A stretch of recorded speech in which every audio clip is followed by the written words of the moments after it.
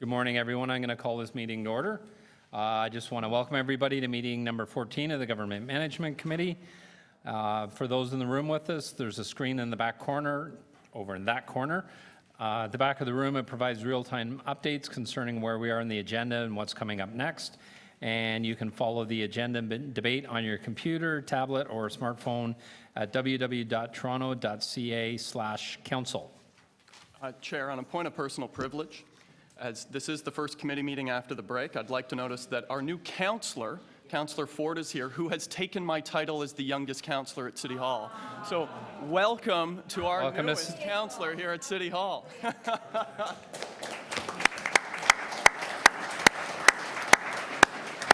Welcome to City Hall, Councillor Ford. I thought I was the youngest. That is a long time. At least I feel the youngest grandma. Okay, are there any declarations of interest under the Municipal Conflict of Interest Act? Seeing none, can I have a motion to confirm the minutes of our last meeting on June 13th, 2016? Councillor Davis is moving that. All in favor? Carried. Your green sheets have a list of deputants. There is one that's been added for GM 14.14 and one removed for item number 15, if you can make a note of that. We'll go through the agenda. So we have two timed items for 9:45, 14.1, apportionment of property taxes. And the second one, cancellation, reduction, or refund of property taxes. So we will deal with those after we go through the agenda. Number 3, largest property tax debtors with tax arrears greater than $500,000 as of June 30th, 2016. Councillor Grimes is moving receipt. All in favor? Carried.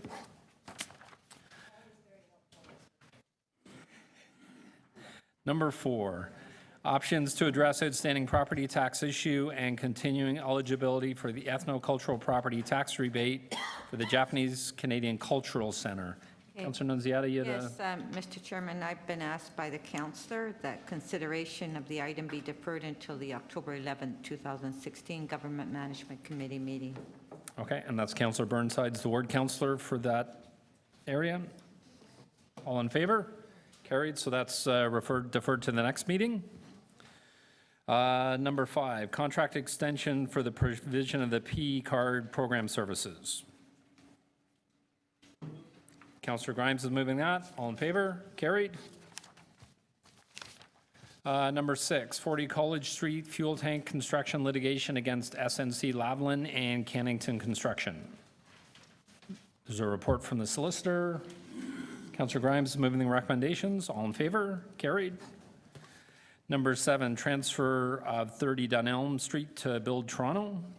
I'm actually going to hold that in my name if nobody else wants to hold it. Councillor? Okay, so I will let Councillor Davis hold it.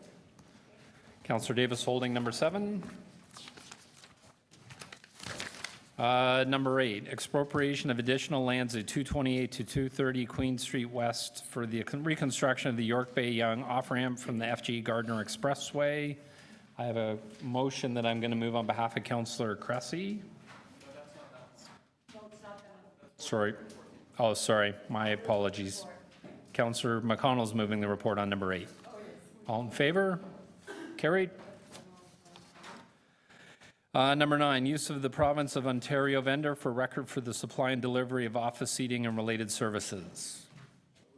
Councillor Grimes is moving number 9. All in favor? Carried. Number 10, we have a deputation. Number 11, Fleet Services Review Detailed Implementation Plan for the Fleet Services Strategy. There's 3 speakers on that. We'll hold for deputations. Number 12, City of Toronto Consolidated Green Fleet Plan 2014 to 2018 Progress Report for the 3rd quarter of 2016. Councillor Davis is holding number 12. Number 13, Service Improvements 311 Toronto and Toronto Hydro, amendment to the Memorandum of Understanding. Councillor Grimes is moving receipt. All in favor? All in favor? Anybody? All in favor? Carried. Number 14, appraisal of land for parklands purposes in King Spadina East Precinct. Now I have one for, sorry, we have a speaker. One speaker. Number 15, assessment and review of the City of Toronto's information technology platform. Councillor Davis is moving receipt of this. All in favor? Carried. No, the deputation removed themselves. Number 16, feasibility of a city store hall. Sorry, there's speakers? Yes, sorry, there's two speakers. I need to turn the page over. Number 17, potential acquisition of land interest, future Broadview extension, south of Lakeshore Boulevard East. It's at the printer. It'll be here soon. That's why you don't have the report. Number 18, the 6 Points Interchange, Toronto Hydro Infrastructure, it's in wards 3, 4, and 5. You want to hold? Councillor Davis is holding number 18. Okay, we will go back to the beginning of the agenda. And we're going to deal with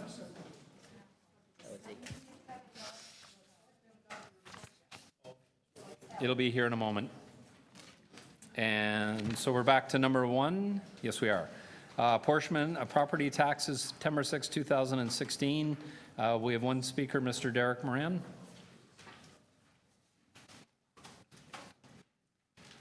Morning, sir. Nice to see you again. You have 5 minutes to speak whenever you're ready. Remember about Mr. Actually, the Crown is the surety for Mr. Derek Moran that I have. I acknowledge and accept the subscribed oath pursuant to Section 4 of the Public Officers Act that you all took to be trustees of mine. So one of the reports in this item starts off with bylaw mentioned at the beginning. Issue background bylaw. Municipalities are required to prepare and issue tax bills in accordance with information provided by the Municipal Property Assessment Corporation, MPAC, on the annual assessment roll. The information included on the assessment roll should reflect the property's characteristics, example, legal description, ownership, and property tax class as of November of that year. So just so you all know, here is what the explanation of what the phrase bylaw is given in Martin's Criminal Code. The phrase bylaw was limited to statute law and only statute law and did not include common law. So everyone knows that. So MPAC, well, if that's the case, then I have an objection to make. My objection is, as I believe that there has been a mistake made with just how the City of Toronto labels their bills then based on the information that is given to them by MPAC. Now, the CFO here, Rob Rossini, might remember a conversation I had with him in his office back in November, partly regarding this topic. I mentioned to him about this very same letter from Stephen Francis Cheney, though signed by Rosa Scarsi. If you notice, see the way that Casey Brendan's, Stephen Francis Cheney's, and Rosa Scarsi's names are spelled in all uppercase, lowercase properly? But what looks like my father's name is spelled in all capital letters. Well, what I told Rob about that in his office, as I pointed out to him, his response was, well, I guess that's the font that they use. Except, I also mentioned to him that I'd taken an accounting class last summer taught by a CRA employee who acknowledged to me when I brought this up to him, this all block capital letter name is the name of the person here that everyone has. The definition of person in the Legislation Act of Ontario is a corporation. So Section 9.2 of Regulation 181 of the Corporations Act of Ontario says the name of a corporation shall be spelt out in an application filed under the Act in block capital letters and with only one space between each word. Section 4.1 of the Crown Foundations Act of Ontario starts off by saying a foundation is a corporation. I don't know if anyone's ever taken a close look at the back of the birth certificate that you all have. It doesn't come out very clearly here. But it states, this certificate is a valuable foundation identity document. Basically, this certificate identifies a document that is a valuable foundation. Now, as I mentioned to Rob also, technically the City of Toronto is not a municipality, it's a municipal institution based on the mention in the British North America Act, 1867. He disagreed with me. I disagreed with him.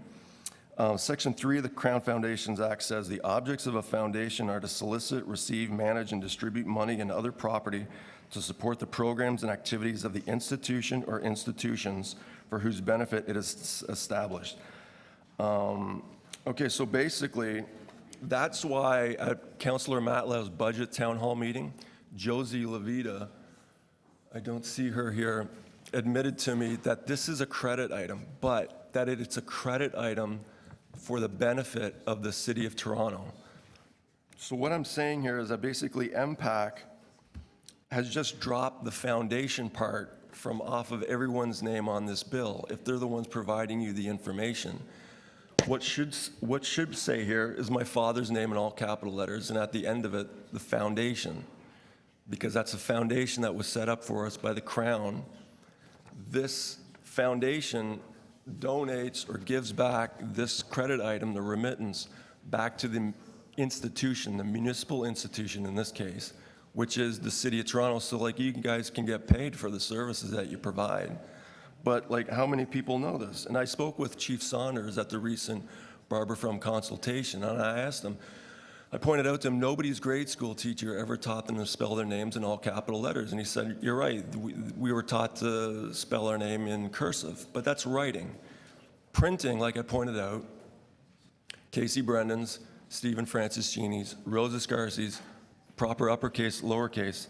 I don't understand why my father's name is in all uppercase. So it's not really your fault. So whoever is in charge at MPAC needs to tell you, provide you proper information, so everyone's name on a bill from the City of Toronto says whoever's the homeowner's name or whatever, and foundation at the end, so everyone has accurate information, so they know what's going on properly, basically. Okay, thank you. Does anybody have any questions for the deputant? Seeing none, thank you very much. We still on for coffee, Rob, Mike? Are there any further deputants on this item of GM 14.1, apportionment of property taxes for September 6, 2015 hearing? I'll move the recommendation. Okay, I have an amendment. Sorry. That's okay. That recommendation 1 be deleted and replaced with the following. The Government Management Committee approve the apportionment of property taxes in the amounts identified in Appendix A and Appendix B under the columns entitled Apportion Tax and Apportion Phase-In/Capping, excluding the following applications from Appendix A. There's 2 in Ward 19. It's for the same address in the tax years 2014, 2015 at 850 Richmond Street West. Any questions? None? All in favor? Item is amended. All in favor? Carried. And now we have item number 2. Cancellation, reduction, and refund of property taxes as of September 6, 2016. There's no deputants listed for this. Is there anybody here that would like to speak to this item? Anybody here that would like to speak to item number 2? And is there anybody that would like to speak to item number 2?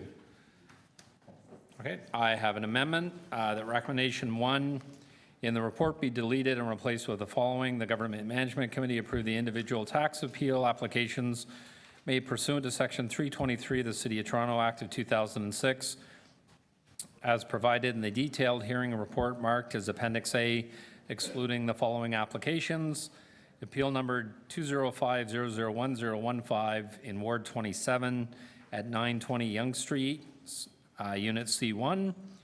And appeal number 201500588 in Ward 30 at 1230 Dundas Street East. All in favor of the amendment? Item is amended, and that item is carried. Okay, we did have a request from Councillor McMahon to move, sorry, it is the next item now. Number 10, request for city consent assignment of sublease, sorry. Number 10 is the next step. We're doing 10 on the deputant list. Deputants. So 14.7, request for city consent on assignment and sublease by Tugs Incorporated to Care Operations Limited at 1681 Lakeshore Boulevard East. The first speaker is Mr. Martin Gladstone of a JD Solicitor Notary Public. Mr. Gladstone here? I'm looking for Martin Gladstone. Nope, okay, Mr. Miroslav Glavich. Mr. Glavich?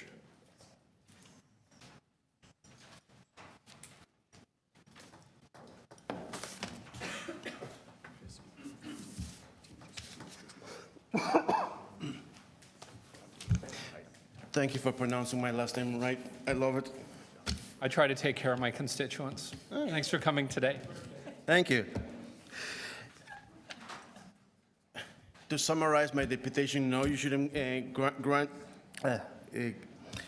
grant this the request by taxes. You all know this is the most horrible deal that has ever been done, and it was a sole-sourced contract. It's bad for our community and the exclusivity that Tugs has on the whole Q Beach, Woodbine Beach, whatever you want to call it. It should have been granted. A competition is healthy. Just look outside City Hall. When you guys go for lunch, you have about at least 20 different places at the Woodbine Beach, Q Beach, Gardens, whatever you want to call it. There's no competition. This deal should have never been done, and this is just going to make it better for George, for Dealis, or whatever his name is. And Ward 32 deserves a lot better, and I know the counselor of the previous, is when Sandra Bussin was around that contract made, and I know it's not your fault and you can't do it because, can't cancel it because a 20-year lease, but you shouldn't give Tugs anything, even sweeter deal. Competition is healthy, you know? And I can guarantee you a lot of your constituents are not happy with that, and there's nothing you can do. I understand that. And we'll have to wait 20 years for a rotten deal. A pile of crap is still a pile of crap, no matter how much sugar you put in it. This is like a little bit of sugar. Thank you. Thank you, sir. Does anybody have any questions for the deputant? No? Okay, thank you, Mr. Glavich. We'll take it into committees. Are there any questions of staff? Outside councilors? No? I have I have a motion, but I think we have to go on camera for that. So. but Yeah, we're you just guys- on questions of staff right now. Does anybody have any questions of staff from outside councilors? No? I'll take it into committee then. Councilor Nunziata? In the second recommendation, mentions that on terms acceptable to the general manager, Parks, Forestry, and Recreation. So what would be acceptable?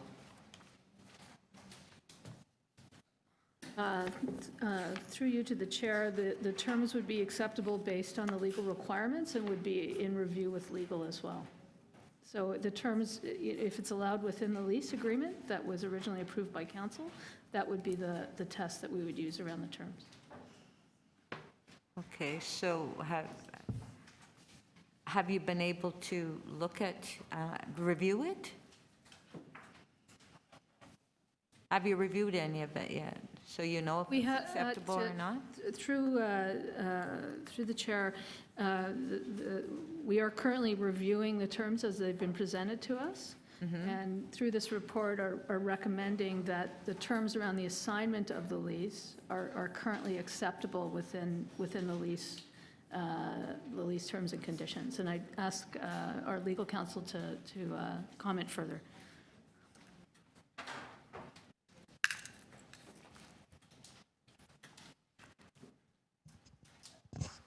We can't go into the terms in public, but, Sorry, could you speak up a bit, please? sorry, we can't go into the terms in public session, but there would be standard terms such as the financial viability of the assignee, amongst other things. So does that mean we need to go on camera? I think council, If you want an answer to that question, we'd have to go on camera. yeah. Well, I think that Councilor McMahon indicated that motions that she has, that she would have to bring it forward in camera, right? Yeah, so we may as well wait to go in camera Yep. if you can answer that with those questions. Okay. Councillor McConnell, you have questions? I'm just trying to figure out what's in public and what's not in public. Certainly, when I read the report, it said that, my understanding is that the terms are acceptable in terms of the assignment if the company that is being assigned to is deemed to be financially feasible. Is that not correct?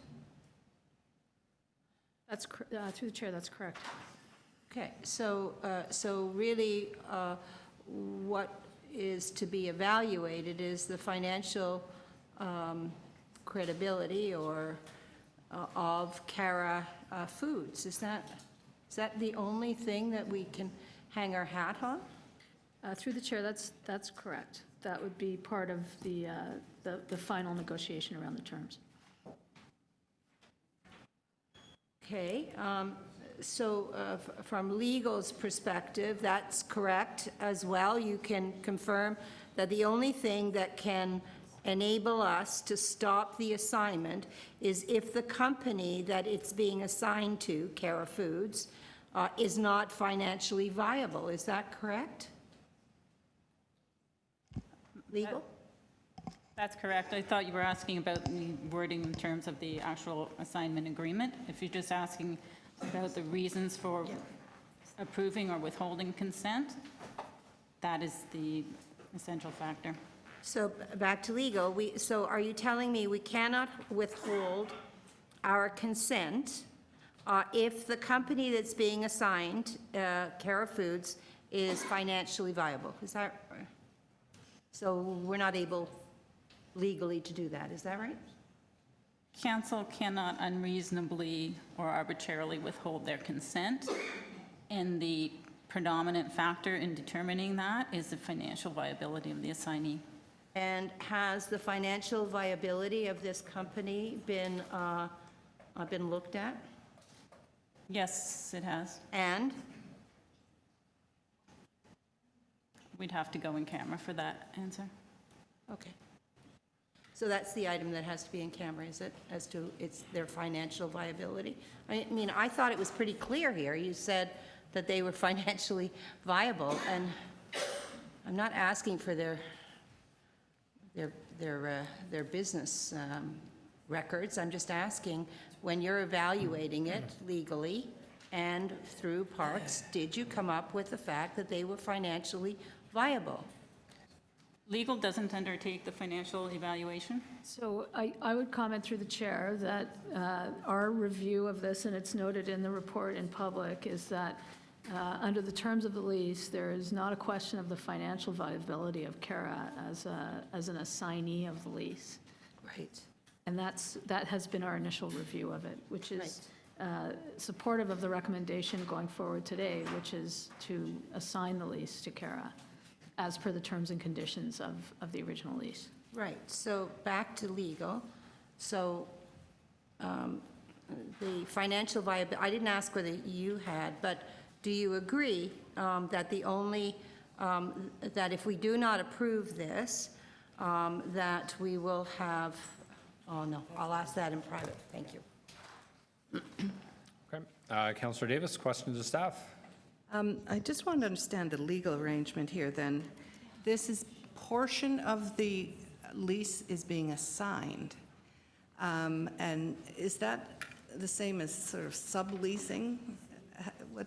Through the chair, and legal can comment further on real estate, but a portion of the lease is being assigned, a portion of the lease property as it's listed in the lease agreement is being assigned to Cara.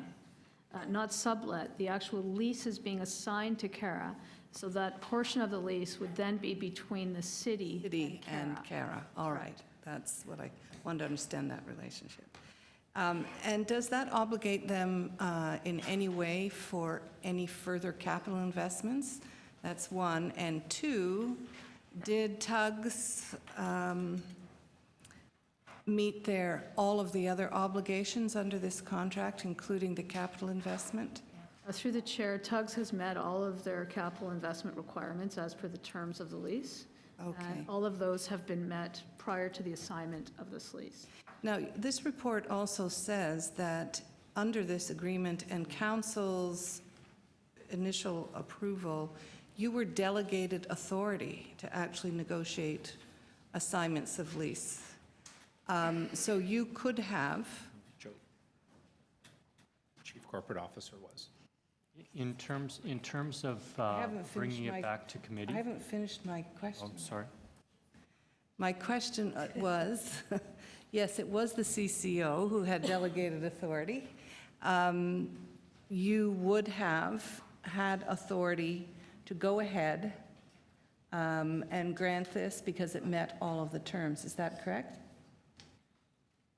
We would have the ability through Josie Scioli's office to enter into that agreement. Right. And you are recommending?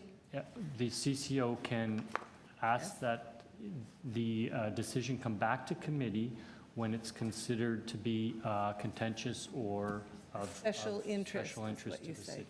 So you've decided this is special interest because of the special interest in the past? That's correct. Okay. All right, that's, other than that, you would have recommended it and approved it with delegated authority?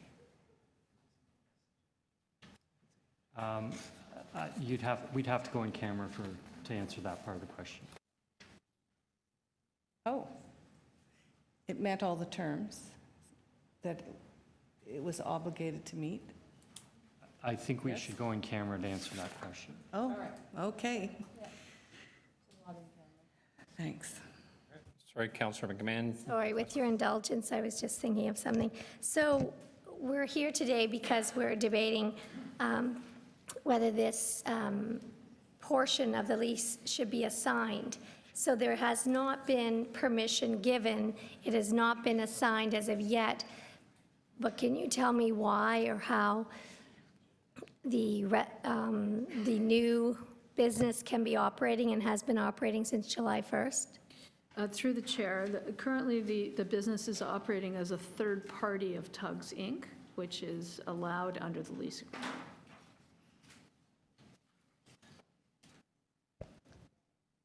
And so why? So that's an interim measure, so that wouldn't be a permanent measure. The assignment would be the permanent measure. That's correct. And the Tugs is pursuing the assignment That's versus. correct. Do we know why they're pursuing the assignment? Through the chair, I wouldn't want to speculate. Okay, thank you.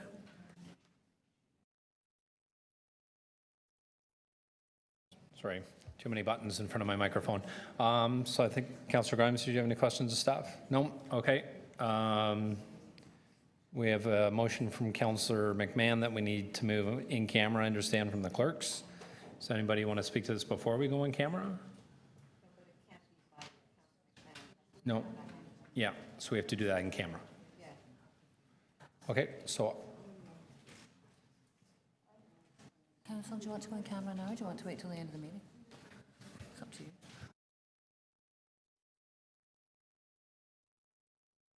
Yep. First, and we'll go in closed Yep. session at the end of the meeting. Yep. Hold it then. Okay, so I'm going to hold this item down so we go in camera at the end of the meeting. So we're not bouncing everybody back and forth. Okay, so our next item.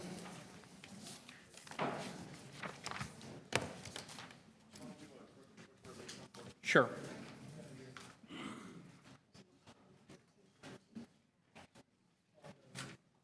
Yep, Councillor Grimes, so we're just going to jump to item 1414, appraisal of land for parkland purposes in King Spadina East District. And I have a motion that I'm going to put on the screen, that I'm moving that the item be referred to the Deputy City Manager and Chief Financial Officer and Deputy City Manager Cluster A to report to the Government Management Committee in the first quarter of 2017 on funding options and strategies in the context of parks and public realm planning underway in the downtown core. Anybody have any questions? Nope. Other speakers on this item? All in favor of the amendment? Item is amended. All in favor? Carried.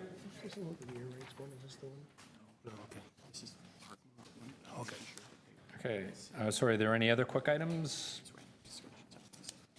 Nope. Okay, so number 7, transfer of 30 Dunelm Street to Build Toronto. Councillor Davis, you held this item? 7. Number 7, 30 Dunelm, transfer to Build Toronto.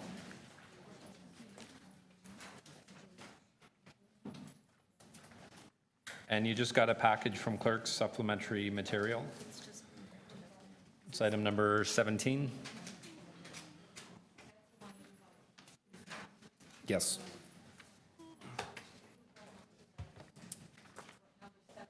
Yes, so we're on number 7 right now. Councillor Davis held it, 30 Dunelm Street. Do you have any questions of staff, Councillor Davis?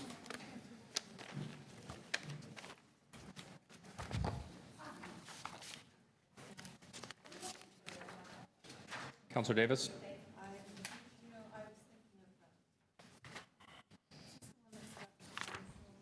No. 30 Dunelm's a piece of property in Ward 36 that the city wants to transfer to Build Toronto to be sold to a different. It's not the one you're thinking of? Okay. Does anybody have any questions on number 7?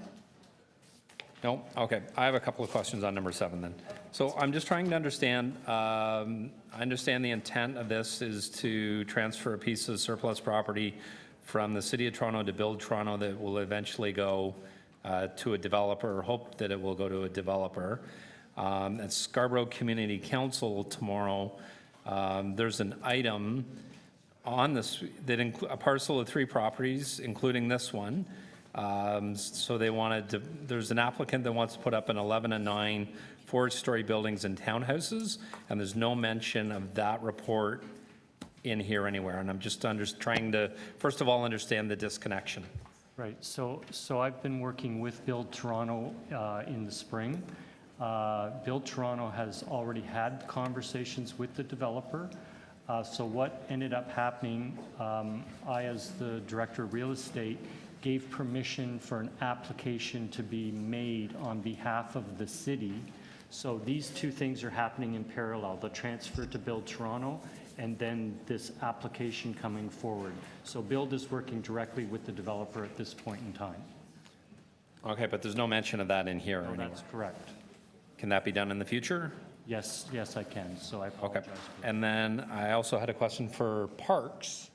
So I'm just trying to understand, so in this report it says, I'm also trying to understand the disconnect that in this report, it said that when it's built that within 10 years, that the piece of property or parcel of this property will be reserved for a playground. But there's already an ongoing development application. I'm trying to understand the disconnect there as well. So in terms of that, we've also worked with parks to make sure that the parcels of property for parkland are going to be dedicated at the appropriate time. Okay, so we've had those conversations with parks, so that also is being coordinated so that all the land goes to Build Toronto, the application potentially gets approved by council, and then the parkland would come to the city as the development occurs. Okay, so then my next question, so 3 apartment buildings and townhouses. I understand, so there's a piece of property that's being dedicated for parkland. And I understand there's a Section 37 component to this as well. So that dedication of parkland, does that include playground equipment or facilities on that property? I'm not- Or is that all part of Section 37? I'm not familiar with the details if it's included in Section 37, unless Parks can elaborate, but I think we're not there yet Not there yet? with respect to the application moving forward. Okay. So is there an expectation that there's going to be playground equipment through Section 37? I just don't want to see, so we're hiving this off, we're selling it to a developer or an applicant, if you want to say. But in the report that I read on this, it's also underutilized for playground and parks. I just don't want to see a piece of property hied off and sold, and that's going to sit there vacant for 10 years as a field.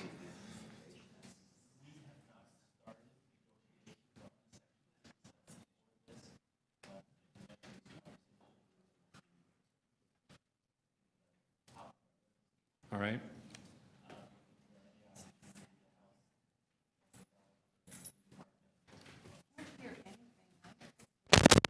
Speak louder, Mike. Speak into the microphone.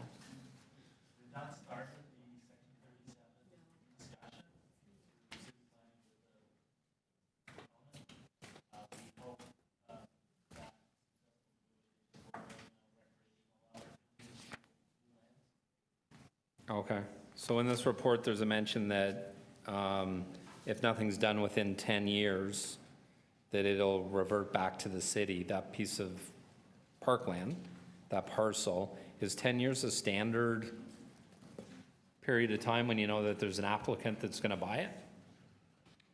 That's what basically was negotiated between between Build Toronto and the developer. In terms of that, we don't think that it's going to hit that state. Development's moving quickly in the city, so we think that this thing will move forward within a 5-year period, but that's a buffer, if you want to say, if the market changes. Okay, all right. Okay, thank you. Those are my questions. Does anybody have any further questions of staff? Any other speakers? I'll move the recommendations. All in favor? Carried. We are on, number 11. Sorry, I'm on 11? I'm on 11. Fleet Services Review, Detailed Implementation Plan for the Fleet Services Strategy. Tim McGuire, President of Canadian Union Public Employees, Local 79's first.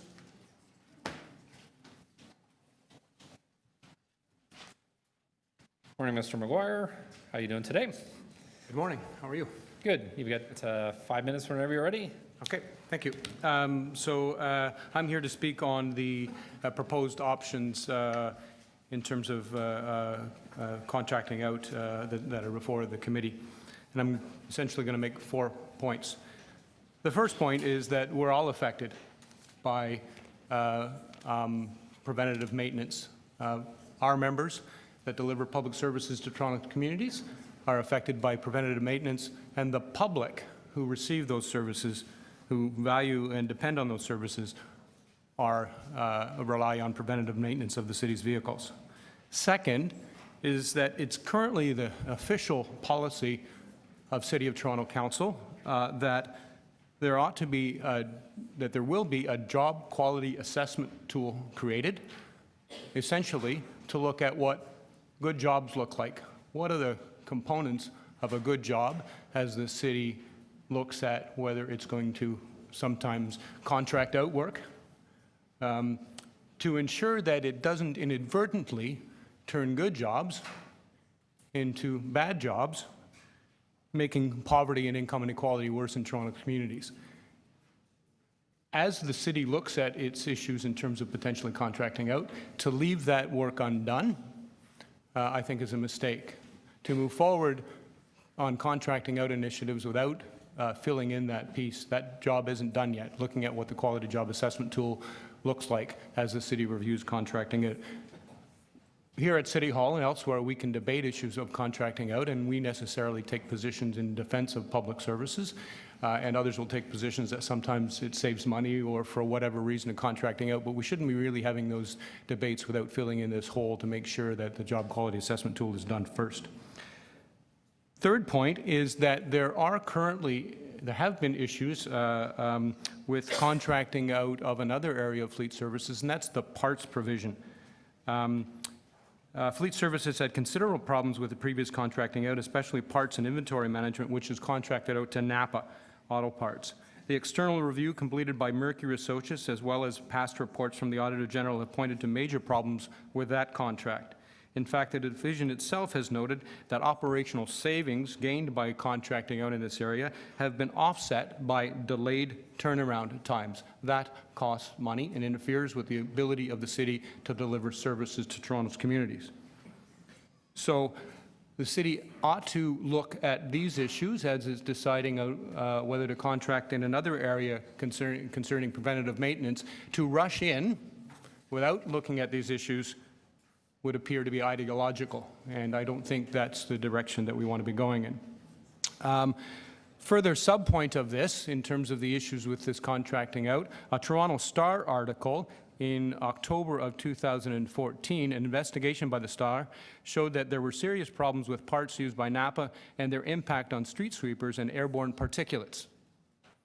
We have to ensure not only the economical and political questions looked at, but also the public health issues associated with decisions around contracting out. And we have to look at those issues before moving headlong into another possibility of contracting out. In sum, we are here to suggest that this matter should be referred back to ensure that these areas are looked at and that there's actually a thoughtful approach in making this decision around a very important area of public services in the city. Thank you. Okay. Thank you, Mr. McGuire. Questions of the deputant? Councillor Davis. There is in Appendix 1, which is this, or A, review of maintenance service delivery options, 1, 2, 3, and 4. Certainly not many tangible numbers here, but it mentions the parts contract, and it said that there needed to, here it is. Fleet would move forward with new parts supplier RFP as planned if option 1 were selected. So has there been an RFP issued? Or there would be a new RFP. So you're saying Napa won a contract for parts delivery? Yeah, I believe that's in process. I don't know the exact status of it. I believe it's in process. I don't know if it's been issued, if there were complications around that RFP. But the one you spoke about is existing? It's existing, yes. And you said there are problems? There are problems. Mercury consultant has indicated there are problems. And again, the city itself in a report indicates that there have been delays in the provisions of parts with that contract. So that there would have to be another contract anyway, would there not, even if it was for specialized Yes, parts? and I think that there's an RFP in the process of being issued. And I think to kind of reword my comment, there has to be serious consideration given to continuing in-house delivery of services and where the city has already contracted out. And I think the council recently adopted a motion that looks at where the city has not achieved the goals it intended to achieve. They should look seriously at contracting in. To do otherwise, from our perspective, is ideological. So, and I'll have the same questions of staff, but reading this report, it sounds as though we've let this fleet services division sort of fall apart. We don't have enough staff. We don't have sufficient capacity in our garages. And so we're just going to say, we won't fix the problems, we'll just contract them out. Is that your take on this? Our take is that there have been concerns that we've raised in the past about the potential of contracting out to Napa. The purpose of the public servants who provided this contract, or who did this work, is to evaluate price and quality of parts and determine in the public interest what are the parts to be provided. That's now provided by a private contractor. We're not saying all private contracts bad, but in this instance there have been problems that need to be addressed. Address those issues and look at the possibility of continuing in-house service delivery on the preventative maintenance as an option to be seriously considered rather than rushing into contracting out. Okay, so option 1 should be looked at much more closely, because it certainly doesn't tell me enough about what the real issues are here. Okay, thank you. Okay. Other questions of the deputant? Councillor McConnell. Thank you. Thank you, Mr. McGuire. By the way, I entirely get the good jobs question, and it's a very important question that we raise within the poverty reduction strategy. But in terms of preventative maintenance, when I read the report, it indicated that the preventative maintenance of our vehicles was being delayed. And I wondered if you, from your perspective, would address what the solutions are, from your perspective, of improving those those preventative maintenance We would be happy to sit down and discuss what some of those solutions might be. I don't have them on top of mind at the moment, but we're always happy to discuss how we improve services and sit down with the union as partners in figuring out solutions. What is the role of, well, the fire that happened in the garage and the shutdown of that garage? Does that weigh in on this discussion in your view? I'm not familiar with this Okay. issue. I'll ask one of the other men. Thank you.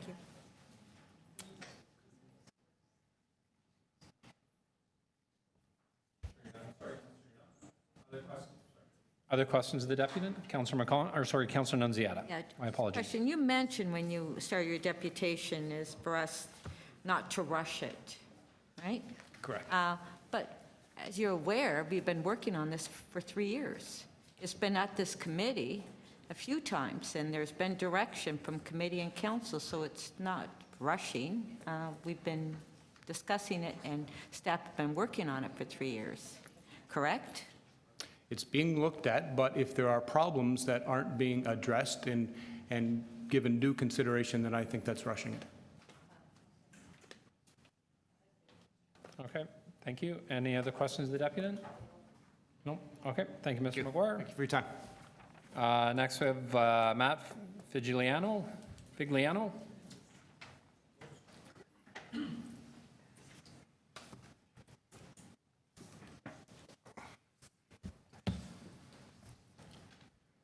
You have 5 minutes whenever you're ready. Good morning, Chair, committee members.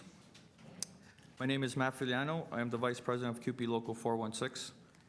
This is my colleague, Ted Avelis. He's an executive with the Local 416.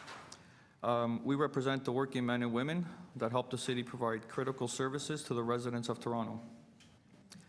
I am here today representing our members to provide you with the facts about Fleet Services Division and the discrepancies found in this report.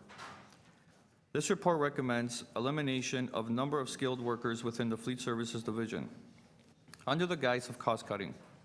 If you closely examine the report, you will see a blatant attempt by senior management to replace trained mechanics with costly middle managers in an effort to implement privatization in the department. Replacing one set of employees with another set of higher paid employees is not privatization. I have some good friends working as mechanics in Fleet Services. Do I really have to tell them and their families that their jobs have been replaced so that the city can realize a net financial savings of $0? Just look at Table 1 for details. As you know, in 2014, the city hired Mercury Associates to review and assess the efficiencies of the Fleet Services Division. The review concluded that management was responsible for a number of inefficiencies. That's not surprising since Fleet Services has had a revolving door of managers in recent years. As noted, this report details the positions that would be affected. Many of the positions recommended for removal are currently vacant and have been for some time.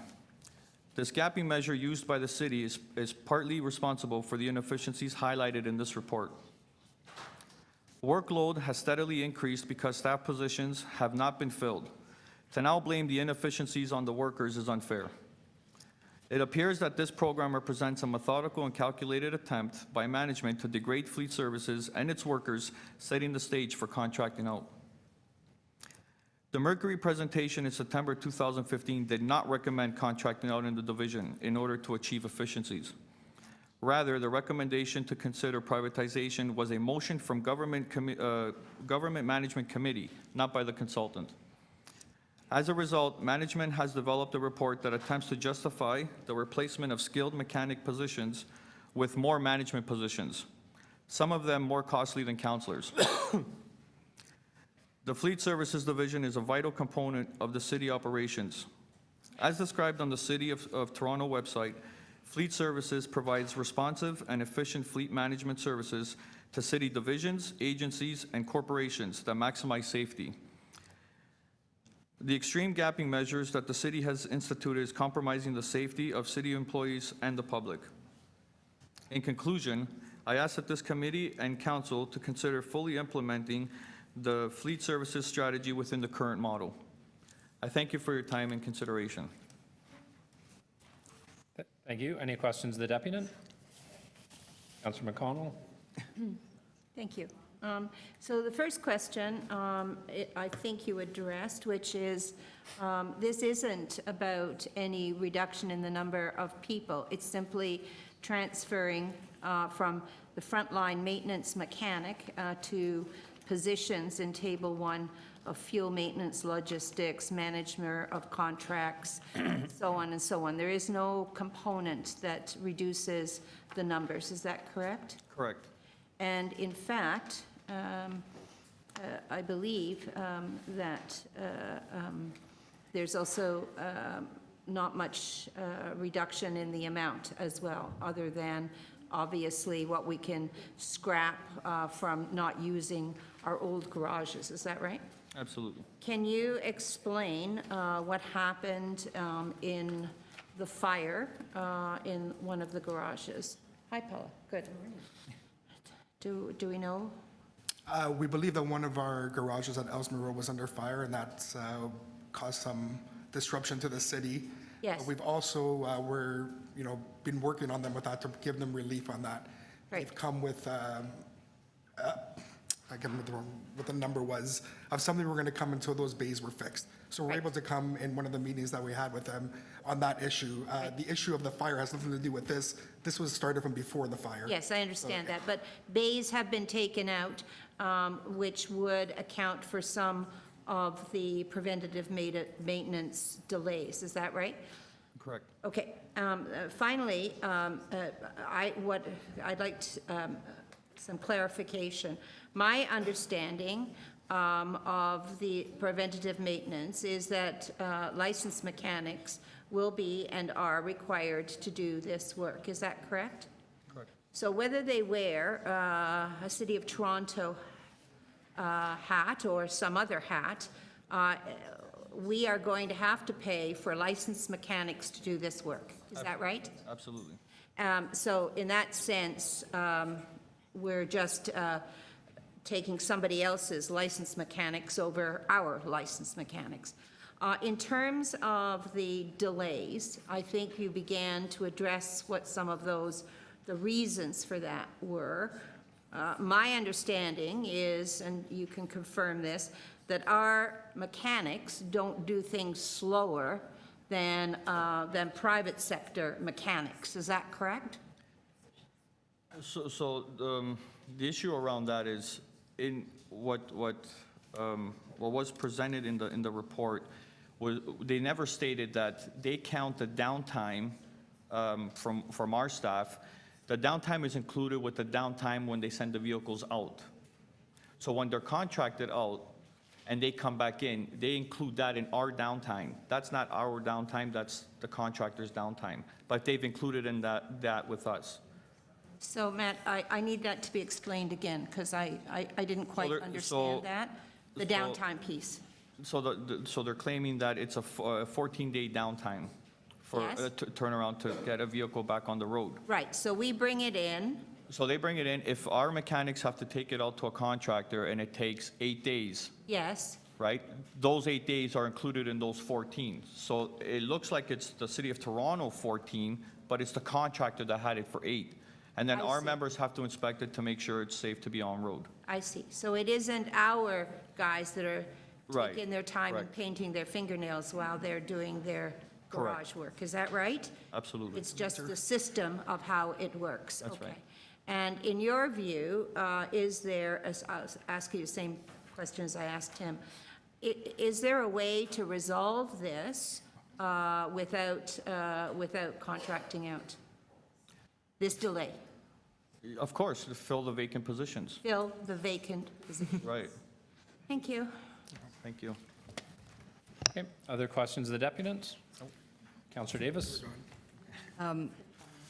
You got to the point that I wanted to make as well, which is the main line in the opening sentence under comments in this report says, "The FSD infrastructure and staff complement is insufficient in meeting the current requirements necessary for effective fleet operations."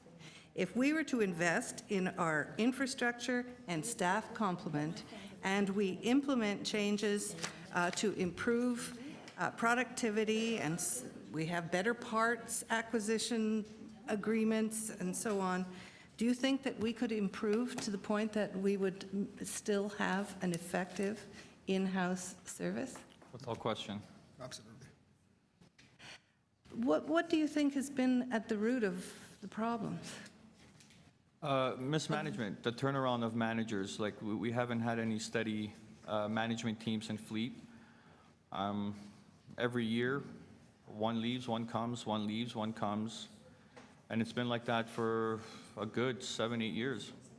We haven't had a consistent team of management to direct this department in the direction it needs to go. Now, it does talk about the lack of productivity amongst the mechanics. How would you respond to that? The lack of productivity, I mean, that's, it's a very difficult question to answer. There's delay on parts coming in from Napa. Yeah. So, if they're waiting for a part, you can't start on the vehicle till it comes in. The lack of them filling the vacancies on time, right? We're not dealing with a full complement of staff as we should. It's very difficult for anybody to work under those types of circumstances. Now, there was a previous report, the Green Fleet report, that talks about acquiring a new a new application that connects repairs and time associated with those repairs, and it was described as improving the functionality of our maintenance. Is there some new system of Not that we've been aware managing? of, no. I mean, that would be some direction they would have to take from the managers that would, bring down to our members. Our members are always ready to be educated and trained and stuff like that. There's a lack of training and education to our members as well. Okay. They've been left. How much does a mechanic make? $36. Pardon? $36 an hour, How much does a mechanic make in the private sector? over 90. I just took my car in and I got charged, it was $95 an hour. Okay, so, all right, thank you.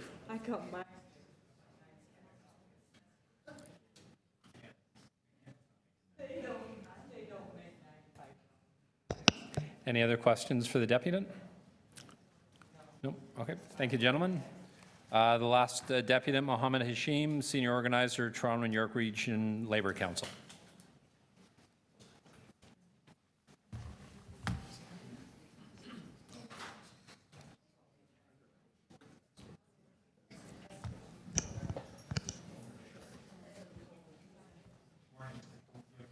Minutes to address the committee whenever you're ready to begin. Thank you. So my name is Mohammed Hashim. I'm a senior organizer with the Toronto York Region Labour Council. Thank you so much for allowing me to speak. The Toronto York Region Labour Council represents 200,000 workers from the public and private sector right across Toronto and the York region. And we would like to add our voice in opposition to contracting out of fleet services. Fleet services had difficulties in the past, in particular those related to the Napa contracting out of parts used for maintenance of street sweepers. And according to a recent article, poorly maintained vehicles may lead to potential air quality issues. In a city as large and as busy as Toronto, we must ensure that all our decisions strive to meet our sustainability goals. And so a few questions need to be, we were hoping to have answers by staff. And those are, will there be any environmental impacts to contracting out to ensure the quality of parts and services are delivered? Has there been an assessment made on potential environmental impacts of this decision? And the third question goes to the previous conversation, which is what are the overall, job impacts, and does that affect the quality of jobs in Toronto? I used to work previously at the United Way Toronto, and we did a precarious employment study. And in that study, we saw that there are many factors that lead to precarity. And thinking about the poverty reduction strategy for the City of Toronto, if you look at a job that is a stable job for a low-income worker, that job is more sustainable and better for that person's mental health than a high-paying job that has less stability. And when we make decisions around, contracting out, we need to ensure that the jobs that are being created by it are actually meeting a level of, that is not adding to precarity in Toronto. And the reality is that our streets will always need cleaning, and our fleets will always need to be maintained. And instead of the city looking to contract out piece by piece, we need to figure out, a long-term fleet services strategy that looks to have the fleet services and their maintenance in-house, because it's not like this is just going away piece by piece. We need to make sure that this is part of what we as a city deliver, and deliver most efficiently and cost-effectively. Thank you very much. Does anybody have any questions for the deputy? Seeing none. Thank you very much. Appreciate you coming in this morning. Questions of staff? Anybody have questions of staff? Councillor Grimes? Thank you, Mr. Chairman. I'm going to go to, what is the anticipated cost of contracting this out? If we contracted this out, what are our, what's our cost savings? Do we know? Through the chair, the cost savings for contracting out, and this is light vehicles, class 1 and 2, would be $3.7 million over a 5-year period of time. 3.7 over 3.7 million over a 5-year period of time. 5 years? What is a fleet management specialist? I will actually, I just want to let everyone know the fleet director is not here. Unfortunately, he had surgery over the weekend, and he's not doing well. So I just want to let everybody know that he's not here. So we're going to try our best to actually be very specific on the technical questions here. The specialist actually supports the mechanics as their, because we've got specialist type of vehicles within our structure. So that's what the specialist does. It's very specific to the specific skill that's required to actually maintain or preventive maintenance for vehicles. Okay, and then table number 1, Josie, you got, so at the top, you got 2016 maintenance mechanics, 6 in brackets, and then 17, 8, and then 14. So these are vacant positions. 602,000, which we're not paying out now, right? This is gapping? Through the chair, the 6 positions are vacant, and we do, and they are actually, there is obviously no one in those positions today. So the 602,000 we're not paying out, so really the bottom line shouldn't be 0, should it not? Should it not be adding up these managers? So just to clarify this chart, we talk about 14 positions, right, in particular, and they're mechanics positions, and then there's 12 that we're adding back in. 2 of them are management positions. The rest are actually unionized positions, either 416 or 79, that has not been finalized or determined, that we're adding back based on the type of model that we'd like to actually have going forward. What I'm saying, shouldn't that bottom line not be 0? There's a net, sorry, There's a net reduction of net 2 reduction. FTEs at full implementation. So Councillor, so 16, if you're referring to 16, are you looking at the column for 16? Yep. So there's 6 positions that we would remove from mechanics, and then we would add back a logistics, management of contracts, coordinator. Those are the ones we'd add back in, right below it. Okay. Okay? Those are my questions. Sorry, Councillor Grimes, that's it? Okay, other questions of staff? Councillor Davis? There was a mention that the Mercury did not recommend contracting out. Is that the case? Through the chair, the Mercury report actually looked at different options and looking at different delivery models, which would include contracting out. But it didn't recommend it. It was part of the report, looking at different models for delivery. Well, And just like- outsourcing was a discussion point in the report. No, but we have before us 4 options. Yes. They did not recommend one, you're saying? They did not recommend those 4 options. They did talk about outsourcing, yes. They didn't actually talk about those 4 options that are in front of you right now, but outsourcing was definitely in the report. No, my question is, did Yes. they recommend it? It was more of, when Mercury actually came in here last year of September 2015, they actually gave us a state of affairs as to where things were at, and contracting out could be an option. Could be, Yes. but they did not recommend it. They did not recommend it Thank you. in that respect. They actually gave us options. Right, so I see here a bunch of savings, but I have absolutely no detail about how those savings are achieved. How much is it going to cost to contract out these services?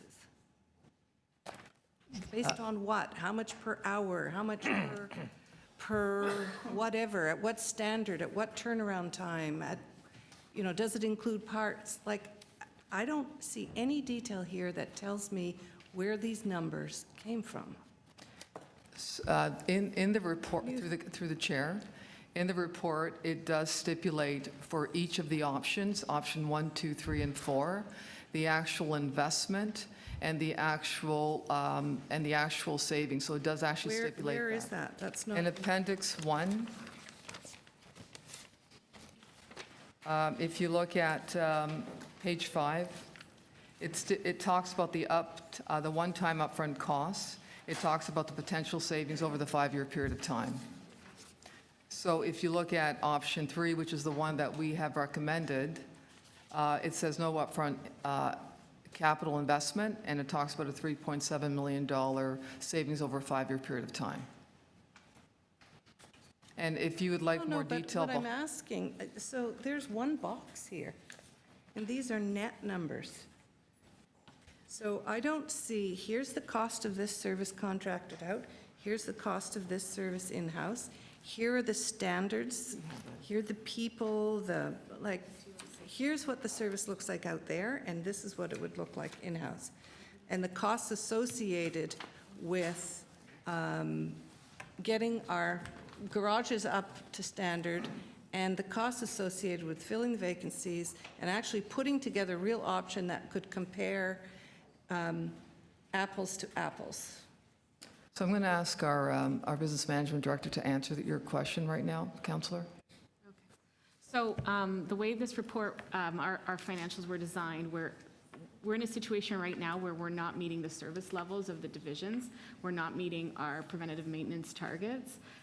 So this report does not actually plan to have fleet division savings. What it's going to allow us to do is more with the same amount of money in order to meet the service levels. And how we're going to do that is we're going to leverage capacity out in the workplace, in the marketplace, that will now be more readily available and is scalable depending on our needs at that moment. We don't have to invest in the infrastructure for Class 1 and 2 garages. We can use their services, and as we improve our preventative maintenance, our costs will go down because we won't have to do fix-on-fail repairs that are a lot more costly.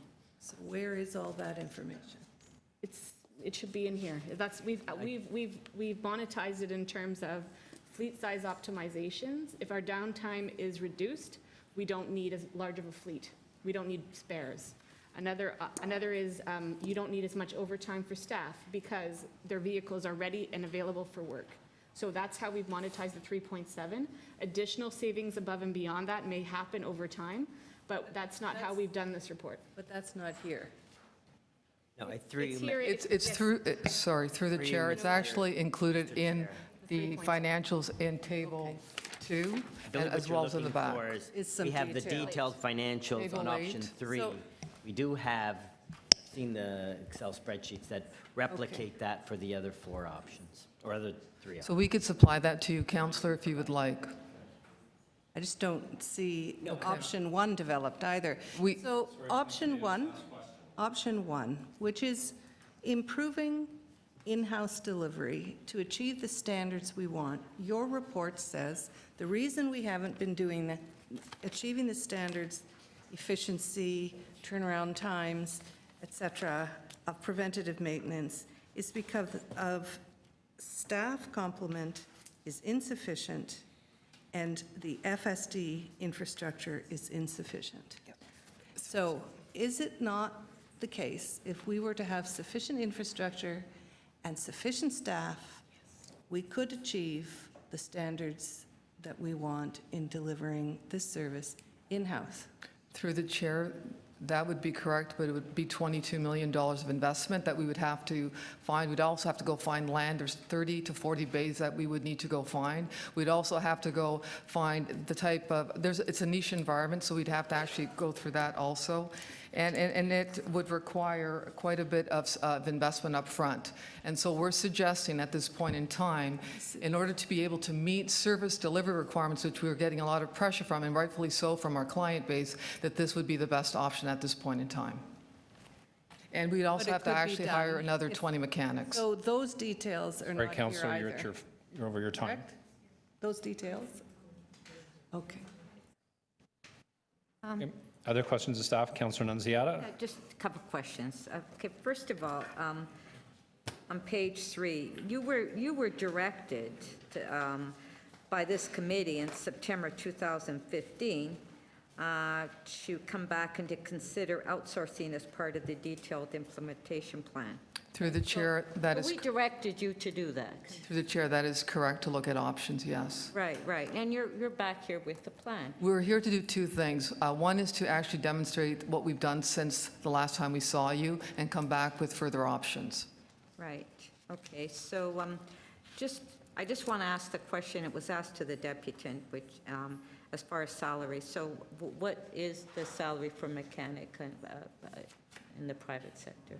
So what we It's were, definitely not $95 an hour. it's comparable, we're Yeah. saying between ourselves and the private sector.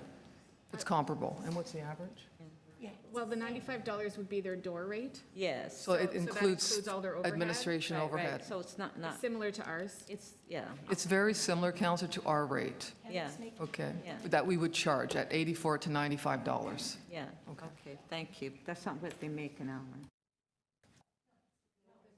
Okay, thank you. Any other questions of staff? Councillor McConnell? No, I didn't ask any questions. So my understanding is that if we jump into the deep end and do this, we can save $3.7 million in a 5-year period of time. Is that correct? Through the chair, that is correct, over the 5-year period. So that's $700,000 plus a year, is that right? It would not, it would be annualized over that period of time, but it's in increments, and it's actually stipulated in the Right. document. So it's about 700 plus If you, on average, yes. on average, right? By year 5, it's the full 3.7. Yes. Okay, so you would have that year 6 and year 7 and on 3.7.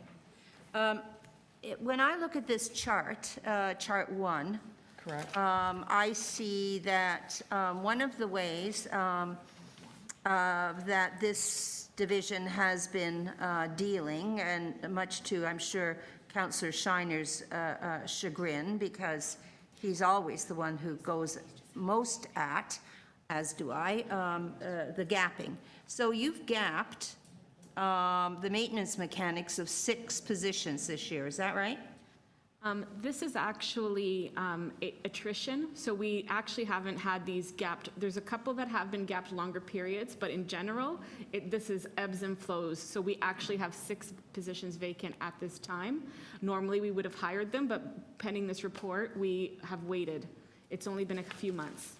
So, so you have 6 vacant positions, and you're concerned about the efficiency of this department in terms of delivering the preventative maintenance. Is that right? There is a time lag for hiring, and we typically immediately post positions when they come up. So yes, there's some efficiency issues, but to address some of that, we're looking at hiring temporary employees that could potentially fill those holes should positions open up. So essentially, what I'm being told by this report is we can get rid of 6 positions. By next year, we can get rid of 8. We can turn those same positions into managers who are making about the same or more, and we can contract out to maintenance workers, mechanics, who are making approximately the same amount of money as our maintenance mechanics that are in our employ. I'm not understanding it. I'm sorry, but I don't understand it. So through the chair, just so if I could clarify, Deputy Mayor, We're actually not hiring all managers.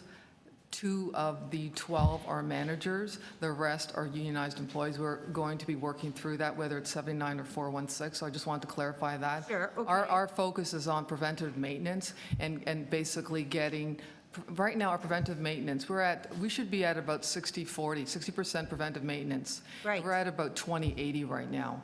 So we need to actually get our downtime down, and we also need to get preventive maintenance done, because we're also putting a lot of pressure on our actual vehicles, and that's becoming an issue for us from a Absolutely. And capital. I entirely agree with that. Okay. I entirely agree with that. What I don't understand is how you have allowed the fleet services to be short of people and have this downtime of going out and counting that downtime as part of our workforce here. I'm not Through understanding. the chair, it's a great question.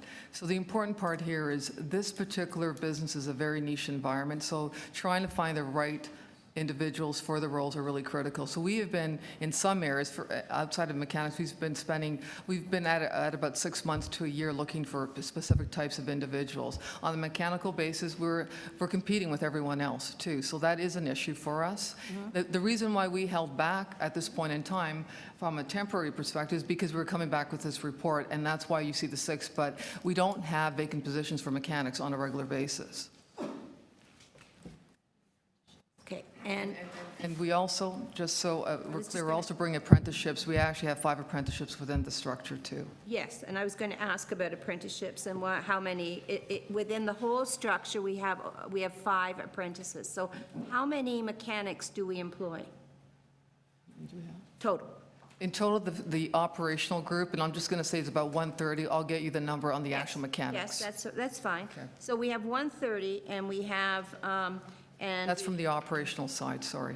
That's, okay, and we have 5 apprentices. In that number, correct. Okay. And so are you satisfied that that's the right balance between apprentices and, you have to remember, my father was a mechanic. So I get this. this actual program for apprenticeship just started last year. Yes. It was us advocating for it as a group and working with the union. So we always like to have more, but 5 was the start to see how it actually worked for us. And is it working? My understanding, it's working very nicely. Very good. And then finally. Councillor McConnell, you're at the end That's of your fine. time. One more, last question. I just wanted to know, with regards to this division, how they are, what are they doing in terms of their poverty reduction targets? What is their plan? So through the chair, if I could come back with the appropriate answer for you, Deputy Mayor? Thank you. Yep, thank you very much. Okay, thank you, Councillor McConnell. I think everybody has asked their questions. So I just had some for staff. I just wanted to ask, one of the deputants mentioned that they thought that this report was being rushed, this process is being rushed, and we started this in 2014 at the direction of this committee, correct? Through the chair, we do not believe it's being rushed. We did start it, when Lloyd was hired in 2013, we requested him to look at the fleet organization because we believed that it needed the support that was required to move the business forward. So in 2013, and then in 2014, we did hire Mercury, and definitely this particular committee supported us in looking at different options to deliver fleet in a better, more effective manner. Okay. If I could also add, I would say the word rushed, but definitely this report has become more urgent with the fire that we had in March and the lack of bays. And So we lost 11 one of the bays things to. in the analysis that we've taken into consideration is we need more bays. That's almost a $23 million capital investment, and everybody knows the challenges we have in our capital investment. So we've looked at other ways to provide the service. By contracting out the preventative maintenance, our forces can handle more the more complicated repairs, because you can outsource on Class 1 and 2 vehicles preventative maintenance. So it exacerbated definitely the 11, but we were going to come here without the Ellesmere fire. Just wanted to clarify that because of the situation we were in around delivery. Right, and from a management perspective, is that fire caused by a lack of supervision or lack of employees? No, that, through the chair, that definitely is not the case. Okay, and sorry, I was caught in a conversation earlier. I thought Councillor McConnell asked about so on chart number 1 or table number 1, I thought I heard as I was speaking to somebody that a number of the positions that you're expecting to hire are going to be unionized? The 12 positions that we talk about, 2 of them are management, the rest are union positions. We just haven't verified whether it's 416 or 79. And so, sorry, those are the 12 positions that are We add laid out back in in, this there's table? 14 that we're reducing, then we're adding back 12 in, correct. So, sorry, replacing you, the goal here is to have, It's very job specific. When you look at, you've got the maintenance mechanics at 14, and then you've got the rest of the positions below. And those positions that I'm referring to are the 12. okay. And sorry, just in terms of the financing or the financials behind this, so there's 4 options laid out. One was to improve the current model, and then talk about 3 different versions of contracting out preventive maintenance and repairs. In the Mercury report, there's also a comment about, so the savings for that, it's expected by next 5 years, there's going to be $3.7 million in operating savings projected. It could be more, could be less. Correct. And then in the Mercury report, the recommendations, it says significant investments in capital infrastructure for maintenance facilities, tools, and then specialized training. Specialized training, is that within that 3.7 or? Is it We don't need as much because we're going to be focused. It is, there's training. There is training involved in there. The specialized training actually refers more to the, what I would call the heavy vehicles, the ones that we actually manage within for transportation of solid waste. These are light vehicles. These are more like pickup trucks. So it'd be very different, but we would be using, we'd obviously be training more than what we have in the past. Okay, and then in terms, so if we didn't contract out and we decide where Mercury describes as significant investments in capital infrastructure, can you ballpark what that investment cost would be? It would be $22 million. We're talking about a shortage of 30 to 40 bays. Tools that we would have to go invest. We'd have to obviously hire mechanics of about 17, 18 mechanics. So it would be a huge investment also. Okay, and so one of the... And then it would take time to build, right? Because we're going to have to go find the space and real estate for this. Okay. The other question I wanted to ask about, I believe Mr. McGuire talked about, the first deputy, he asked about, there should be a job quality assessment tool. We could look at that. I'd have to understand where Mr. McGuire is going with that, but I'd have a conversation with them on that. Okay, and then... But he was referring more, I think he was referring to specifically to Napa, but we'd have a further discussion with him on that. Right, okay. And finally, I wanted to ask, so in contracting out as well, any contracting out that would be done, because there was a question about wages, has to follow the fair wage policy, correct? Through the chair, that's correct. Absolutely. It's a trade. Yes, I think we're all clear on what the fair wage policy is. The trade. Correct. The rates would be comparable to industry, correct? We're competing in it anyway, yes, but you're correct. It would be. Okay, and then my last question, there was concerns about management turnover? Through the chair, we've had management turnover for sure. We've actually wanted the turnover, to tell you the truth, so I'm just being very honest with it. And we're doing change in the group and restructuring for very good reason. And some of this change is part of the restructure that we have to go through as an organization. Okay, sorry, you wanted some management turnover? We needed the change, yes. For a culture change, or? Cultural shift was required. Execution was really important. People management was really important. Just the whole accountability discussion is really critical. So those are the changes we've made for very good reason. And we'll continue doing those changes. It just takes us a long time to get the right management because this is a niche environment. We've been trying to find individuals for certain roles for the last year, and we have not been able to. And that's a tough environment, so we have to actually look at our entire wage scale around even the management side too. Right, and that started 3 years ago with the hiring. With Mr. Brierly coming in, there's been a lot of shift and good, and it's not been easy because it's tough, change is very hard, but we continue to work with our staff and work with our partners, unions and all, to make sure that we're trying to get to the end result, which is really delivering great service to our constituents, as well as making sure we take care of our staff too, because they don't have all the tools, and that's part of what we have to do as an organization. Okay, all right, thank you. Those are the last of my questions. Councillor Grimes, questions? Yeah, second round. This Merck report, can we get this report made available to us for council? Absolutely, it's public, so not a problem. Okay, I think it should be here with it, but in the Merck report, did it recommend contracting out? It talked about options. It didn't actually say contracting out to the point that was made by Councillor Davis. Okay, and then the fire that we had, you talk about making that investment. Will we not be insured of that fire for all this? It's part of definitely the discussion we're having with the claims through the insurance. So we had to make a new investment.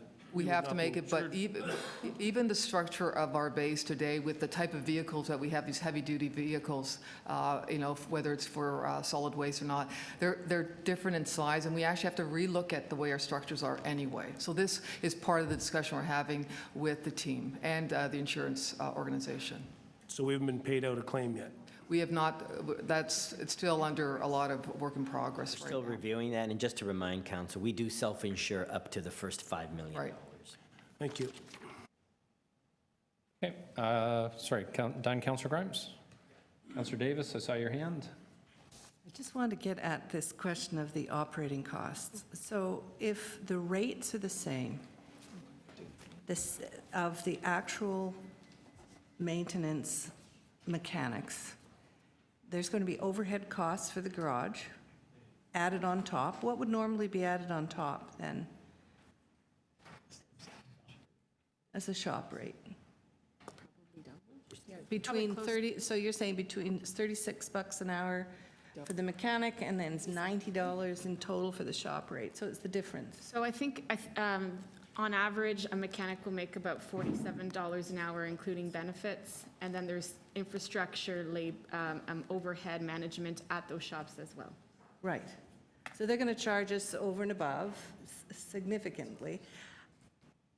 I'm still struggling to understand what the cost savings could be other than avoided costs associated with acquiring new infrastructure. It's the type of work. So if you're focusing on preventative maintenance rather than fix on fail, you are doing smaller jobs that allow the vehicles to be in a better state of good repair, and you avoid all of these failures that cause major downtime. And then the downtime also impacts the service levels that is provided by the other divisions, and that allows them to do their work better. But those efficiencies and productivity levels could be achieved in-house, I heard. Are you saying not? They could if we had the $22 million. Right, it would require significant capital investment. I understand the capital We have challenges fitting that investment. into the capital budget. I understand that. It's the service, the operating service. And then we would lose our capacity. If we lost all those garages, we'd never be able to, we'll never be able to serve our own needs in the future if we simply relinquish our capacity. Would you agree? Let's just be clear, we are not saying we're taking out bays. We have a lack of bays right now that require about a $23 million investment. Right. And what's another way of organizing that service? And through the analysis that was done, what we're recommending is to outsource preventative maintenance I for understand Class 1 that. and 2 cars. So have you That would be the most have you looked cost-effective. at options? He's answering a question I didn't ask.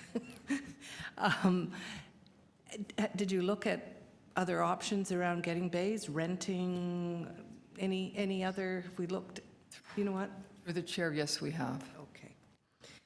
Okay. This Napa contract, you're putting out another RFP now because the Napa contract expired? That's correct, and it's been out, yes. And have there been problems with that contract? We've had issues, yes. And what are the issues we've had with contracted out? It means we did not manage our own parts ordering. Is that the difference? They did it, and instead of doing it in-house? That was part of the arrangement back in 2012, correct?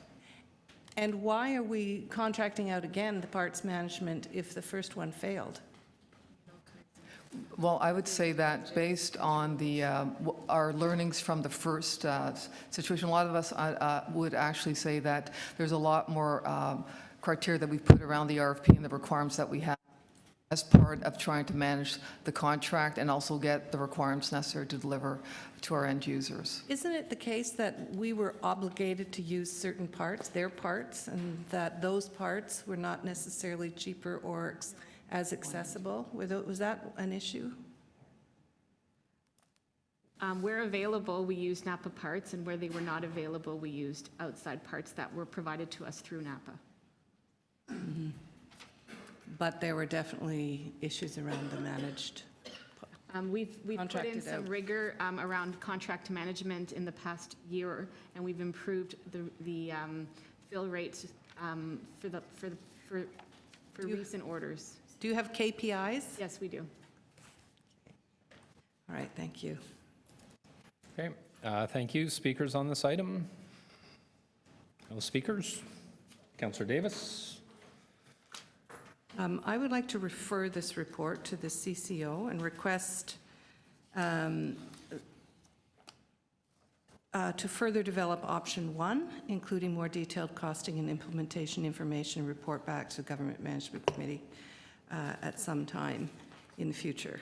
I am just not convinced by this report. And it may be that there isn't enough detail here, but one thing that's clear to me is that the in-house model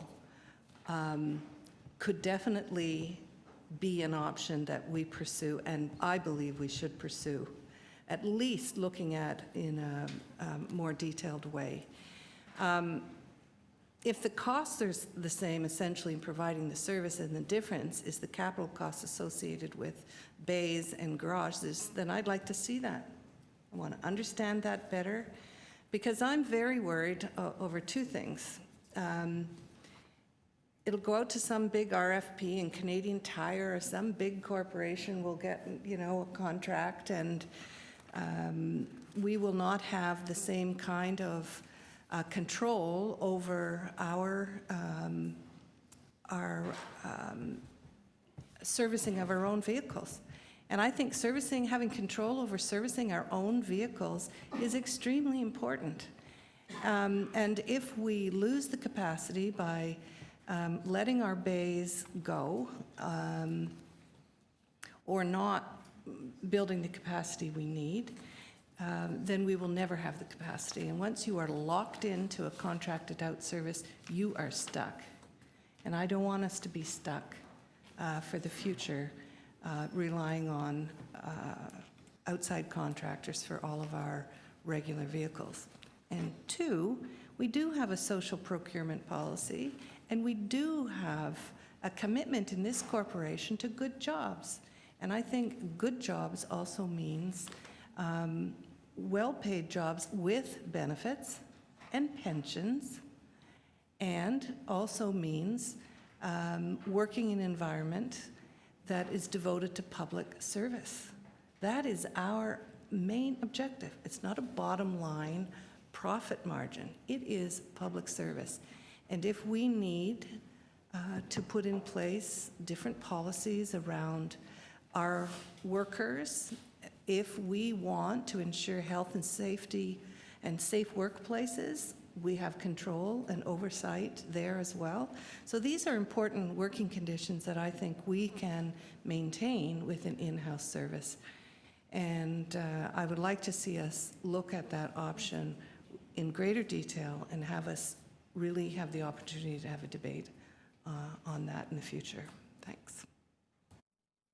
Question mover? Councillor Grimes? Question mover. Yep, Did you Councillor consider Grimes, friendly to add to bring it back to October 11th meeting? Bring this back to the October 11th meeting? Would you? To bring this information back to the next meeting?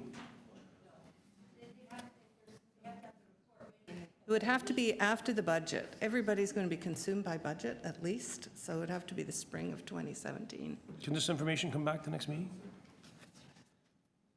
Agree, Mr. Chair. We're going to be challenged, particularly now with Lloyd's illness and the leadership that he would need to provide in this. I'd need to step back and talk with. Can we respond to this? I know we're not supposed to, protocol, but we're at a really critical point right now around the way in which we deliver service. So I just want to put that back to you guys. Okay. Other questions, Councillor Grimes? Any other questions of the mover? No? Okay. So, Councillor, so I have a question. So, Councillor Davis, I'm trying to understand from your motion, sorry if I have it back on the screen, what more detailed costing and implementation information you're expecting to get? We've already been told by staff that the capital costs are going to be close to $23 million. We know what the savings are. They've detailed information on non-unionized versus unionized. I don't understand what information you're looking for. There are not details here. So I want to understand what base we have, what base we would need, what the costs are associated with that, the capital costs. There's no information here that compares in detail the operating costs either compared to option 3. I don't have before me what I think is sufficient detail to make a decision to get rid of the in-house maintenance of our regular vehicles. So sorry, your answer is still unclear to me because in your questioning to staff, they explained that there was 11 bays that had a fire, that they need to be replaced, that they explained all the information about the unionized versus non-unionized and the costing. So I don't really understand. I don't see any of the costings per hour, the shop rates. None of that is here. None of it is here. There's all the financial So information is in two appendixes. If this were to be put out to an RFP, all of those rates, I don't see them here. Somebody's got commercial rates from somewhere that says this is how much it would cost, but it's not in here. No, you asked what our mechanics are making, which they explained that. Fine. Right. Anyway, I don't understand what more information you're going to get by deferring this report that hasn't already been provided. So you can speak to that. Thank you. Sorry, other speakers? Councillor McConnell? Thank you, Mr. Chair. And as you know, I did not support the contracting out of the parts, and I think for all of the reasons that we're having difficulty with it right now. I don't see an evaluation of that contracting out, which has not been successful, and I'm very concerned about that. The second thing I'm concerned about is making sure that we improve the numbers of vehicles that are getting preventative maintenance. We all know that from personal cars. When you let these things go, it costs you in the long run. But at the same time, I'm very concerned when I see that there are positions that have not been filled. I've declared that, you know, I'm the daughter of a mechanic. He could move from one to another. He was a garage mechanic in a neighborhood in England. He went to the Mercedes-Benz Corporation to work as a mechanic with them, and then after that, when we came to Canada, International Harvester, which was huge trucks. He had no difficulty moving from one to another, and he certainly was able to provide for his family and all of us, a large family. I'm also, as I sit back, looking at our poverty reduction strategy. I'm seeing more and more that what we look at is, oh, we think that one's too high paid, let's get rid of them. When in fact, the poverty reduction strategy has just applauded our social procurement policy, and we have somebody in the procurement, in purchasing, who's required to look at these contracts and see what the options are for social procurement. A lot of that is about apprenticeships, and a lot of that is working with TESS and with others who are looking at all of these opportunities. What I see is we're switching people's hats. We're throwing a bunch of mechanics out, and we're bringing in a bunch of other people who will monitor the mechanics that we will get from the outside who are making the same amount of money. As I said, my father was certainly in the private sector. He was not in the public sector, but he had all of the, he had pensions, they had all of those sorts of things. So I don't think there's much difference. And I think that under the union contracts that we have in this particular industry, that people have the rights to benefits regardless of where their employment is. So my concern is that we've let this lapse to such a point that now we're being told it's urgent. Well, if it was urgent today, it should have been urgent 5 months ago. And I think that it's going to take you 6 months to go through the rigors of even beginning to get a purchase agreement. And when you do that, we're going to end up with no evaluation of the one we have or this one. I think this is ideological. I do not think that it is a good business practice. And I also think that as we reduce the number of time at the windshield, the number of vehicles that we need, the mechanism that we have to be able to use those vehicles, that there's no question in my mind that you have to have on the front line workers who are supporting the business of this city. And if you get rid of that, I think we're in big trouble. And all for what? For a small amount of exchange, $600,000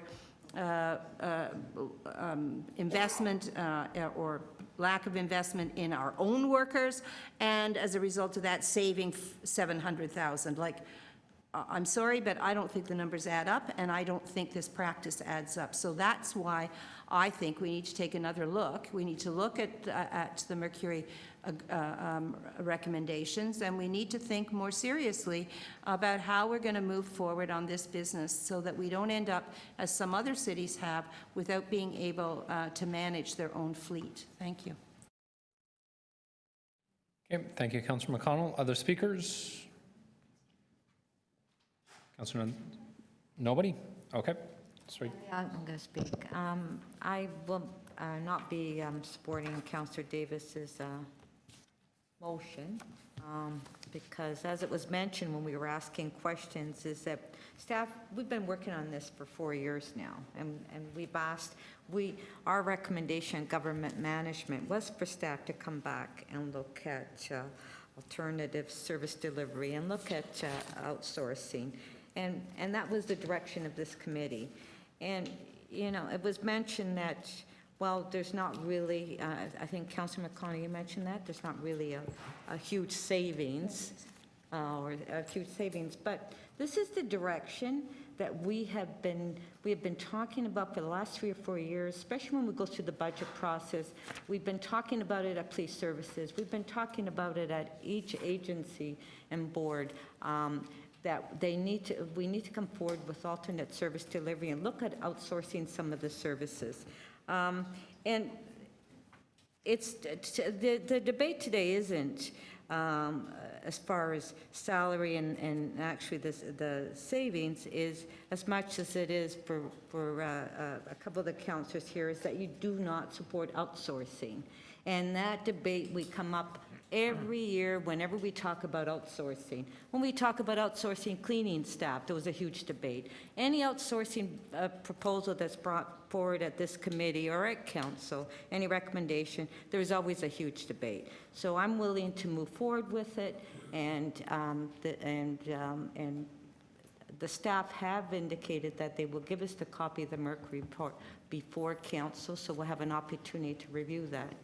So I'll be supporting the recommendations we have before us, and I believe the chair has a couple of amendments as well, which I will be supporting.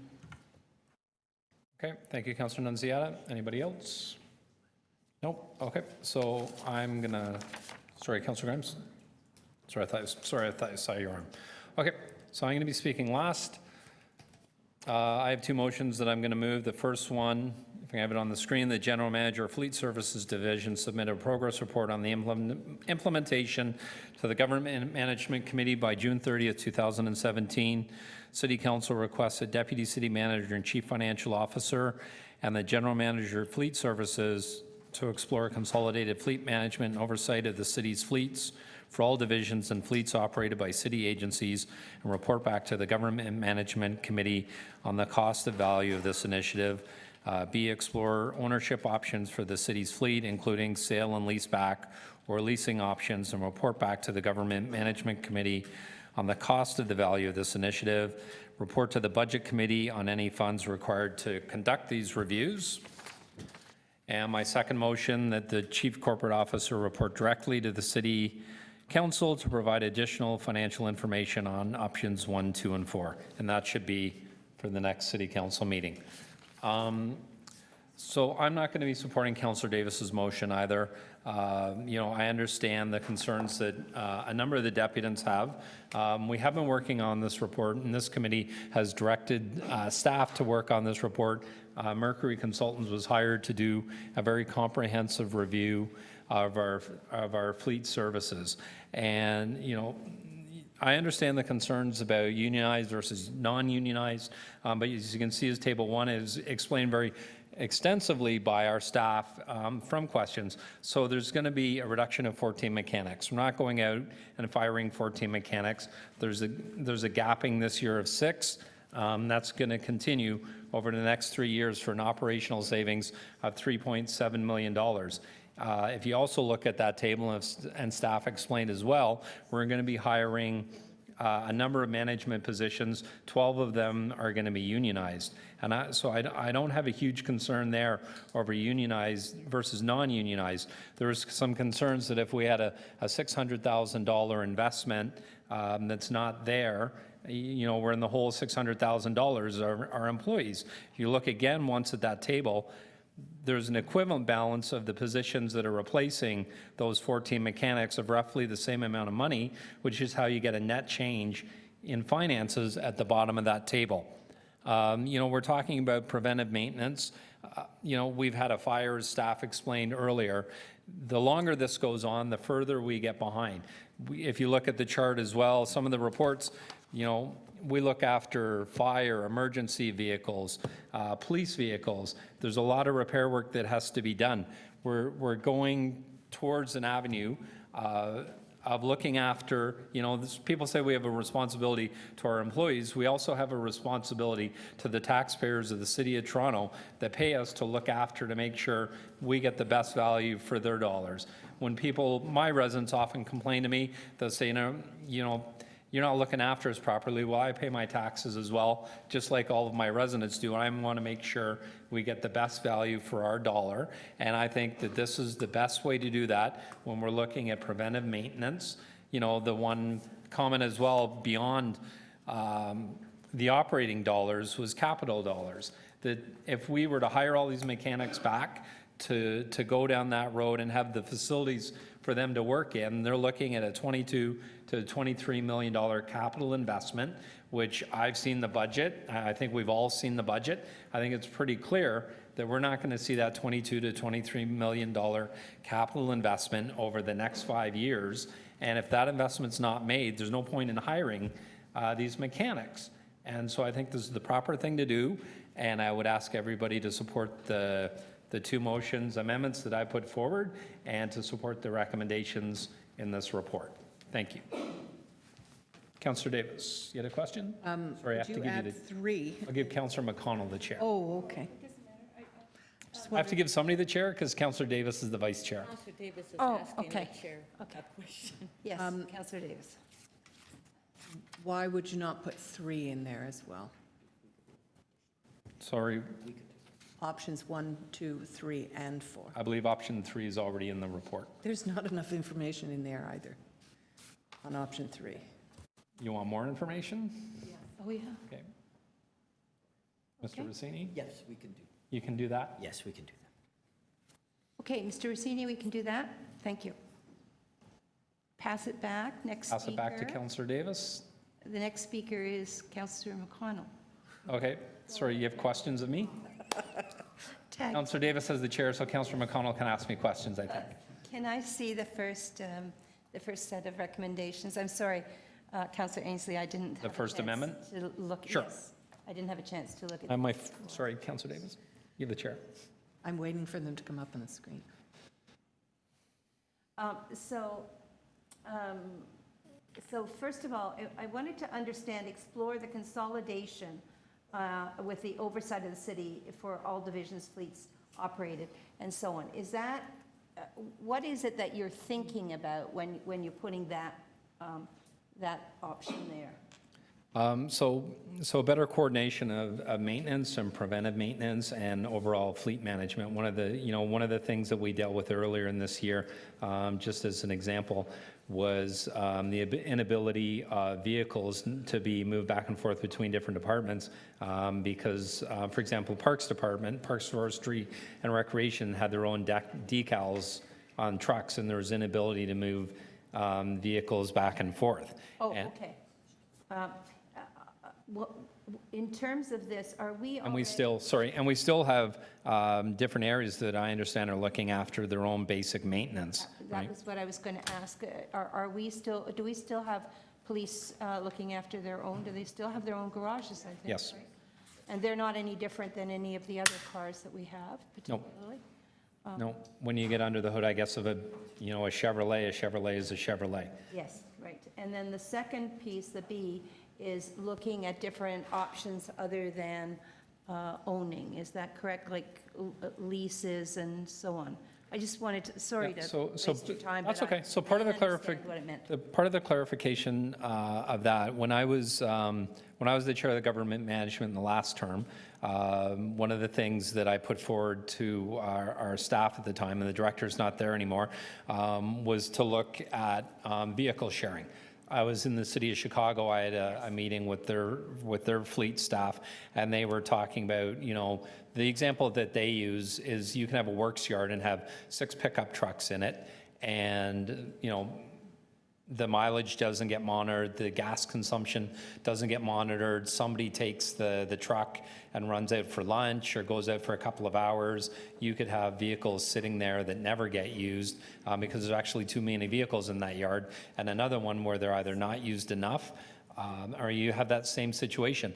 And they they sent an RFP out, they did vehicle sharing. They actually started reducing their budget by $1 million a year.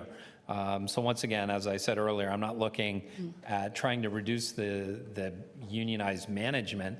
I certainly think we need to look at how we better use our resources, and that's why I put that there. They had a company, vehicle sharing. They were all owned, the pickup trucks, for example, were all owned by another company.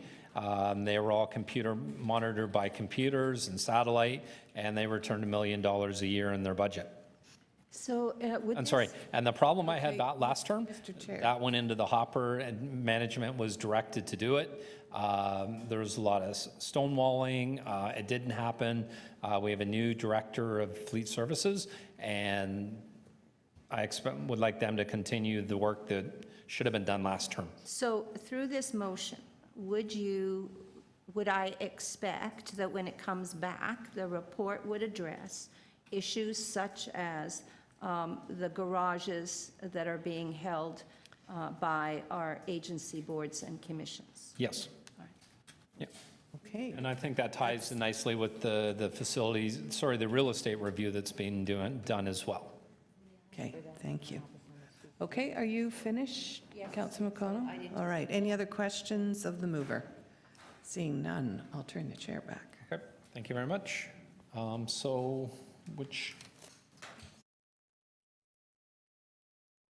Okay, so Councillor Davis's motion, which is on the screen to refer this item, Chief Corporate Officer for more information, is the first motion.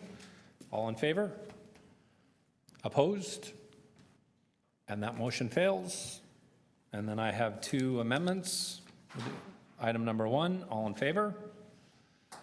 Opposed? And that carries. Second amendment, the Chief Corporate Officer report directly to City Council. Taking Councillor Davis's request in on additional financial information on options 1, 2, 3, and 4. All in favor? That carries. Item is amended. All in favor?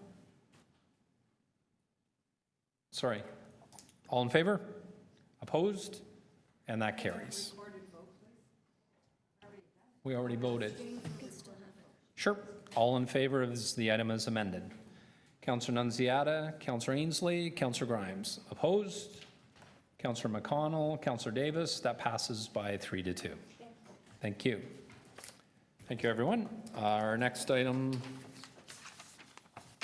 sorry.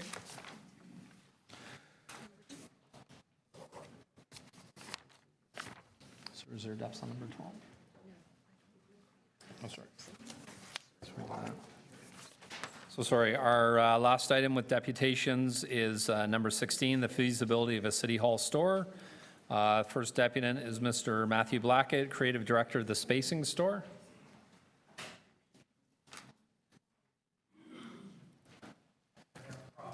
Okay, and you have 5 minutes whenever you're ready. Let me know when you're ready.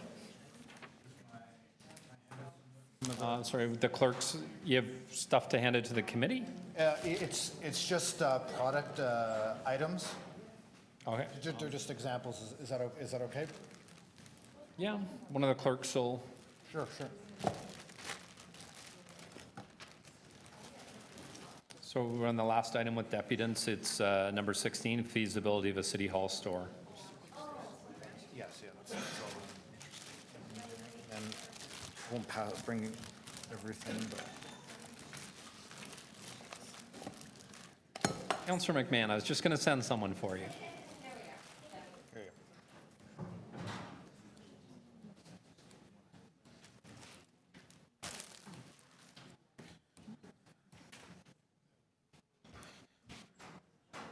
Okay, Mr. Blackett, whenever you're ready, the clerk's going to hand out a prop.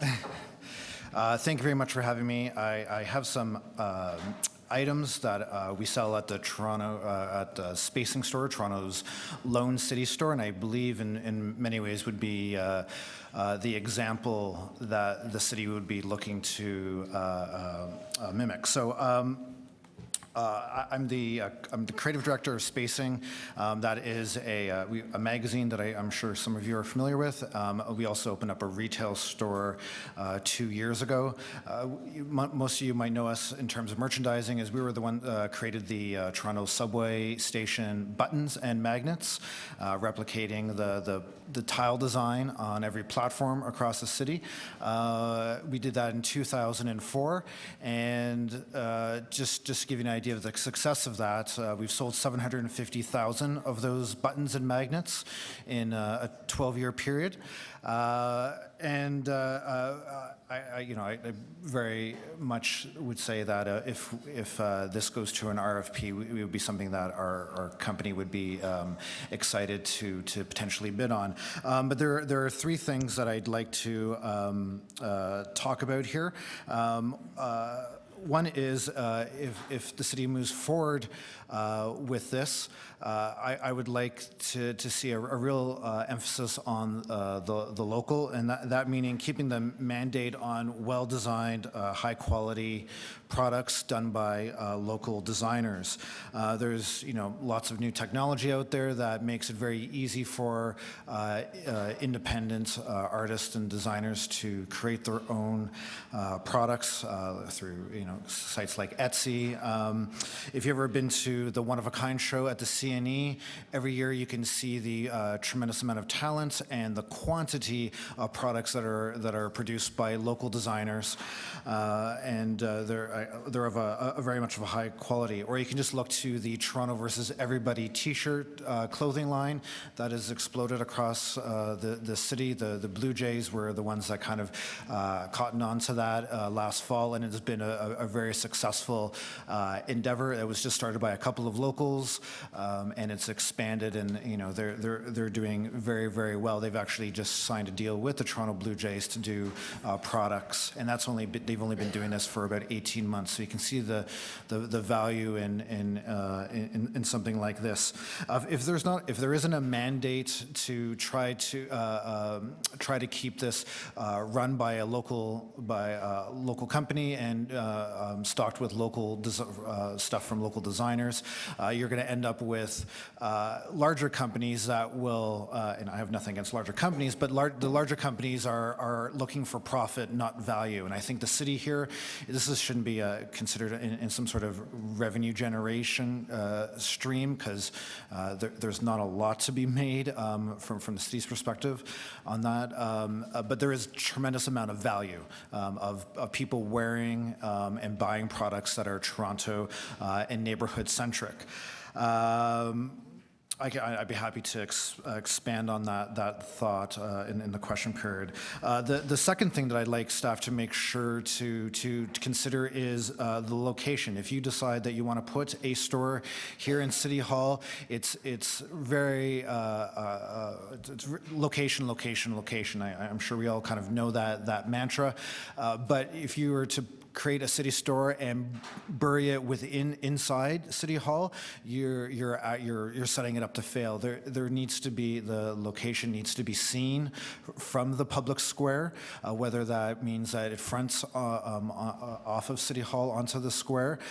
It's unfortunate that in the renovations of Nathan Phillips Square, a gift store was not implemented into those new structures. I believe it was part of the initial RFP was to build a structure out onto the square that would hold a gift store. That never happened. Instead, we have a structure that is basically an elevator and staircase down into the path along Queen Street. There's a few limited spaces where you could do this at City Hall, fronting onto the square, and I don't think you're taking space away from the cafe or the library, so that means along the frontage of the building and parking permit area, and there's a little security, or in the area where the City Hall or the downtown skyline model is. That seems to be really one of the few locations. So I think that's one of the most important parts of this feasibility report. And then the last thing I'd like to staff to consider is that licensing has been kind of brought up as a topic that the city should consider and not do a gift store. I believe this is the wrong approach, because licensing is essentially about copyright and trademark items. That's what you can actually license. And the city itself has very few of those things outside of the logo and the flag. There are some TDC stuff that you can license. You can Mr. Blackman, if you could wrap up, please. Oh, yeah, yes, sir. I believe it's the wrong route to go. So in closing, I'd like to say that I'm very supportive of this. I know this potentially is competition to our store, but I believe in the long run, I think it's a real benefit to the city, and that you should move forward. But please consider some of these points that I brought up, and I'm obviously happy to answer any questions from councillors or staff. Okay, thank you. Are there any questions of Mr. Blackman? Councillor Davis? So I happened to be flipping around AM radio trying to get traffic yesterday and heard a call-in show on this very topic. Yep. I'm sure Councillor McMahon would have loved to have heard it. It wasn't supportive, and they questioned the appropriateness of the city going into business for itself and putting others out of business. So how would you reply to that? Well, I think this is specific. The motion in front of the committee is about a feasibility study and about finding a local operator to do this. And I think that's wise. I don't think it would be a good idea for the city to be involved in the store in a very strong sense.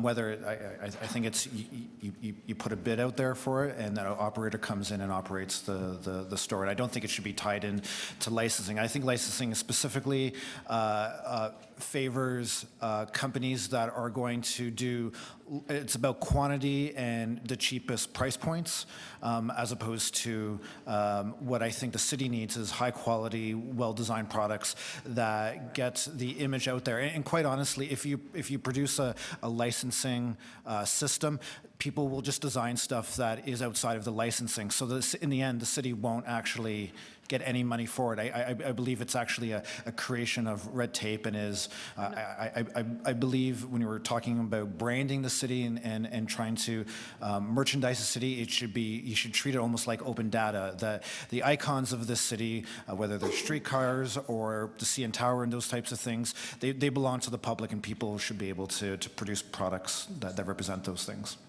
Okay, thanks. Other questions of the deputant? Seeing none? Okay, thank you very much, Mr. Blackett. Mr. Miroslav Glavich. Don't I get anything?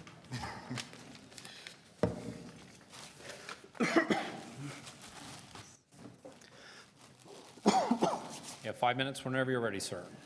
I think this is a wonderful idea. Thank you for bringing it. When I read the motion, I think it was a Toronto Star or Sun article that they mentioned your idea, and I thought of spacing. Disclosure, I'm subscribed to spacing. I don't work for them. I've been to some of their events. A bad example of swag, if you want to call it, is the TTC. They used to have the posters and things, you know.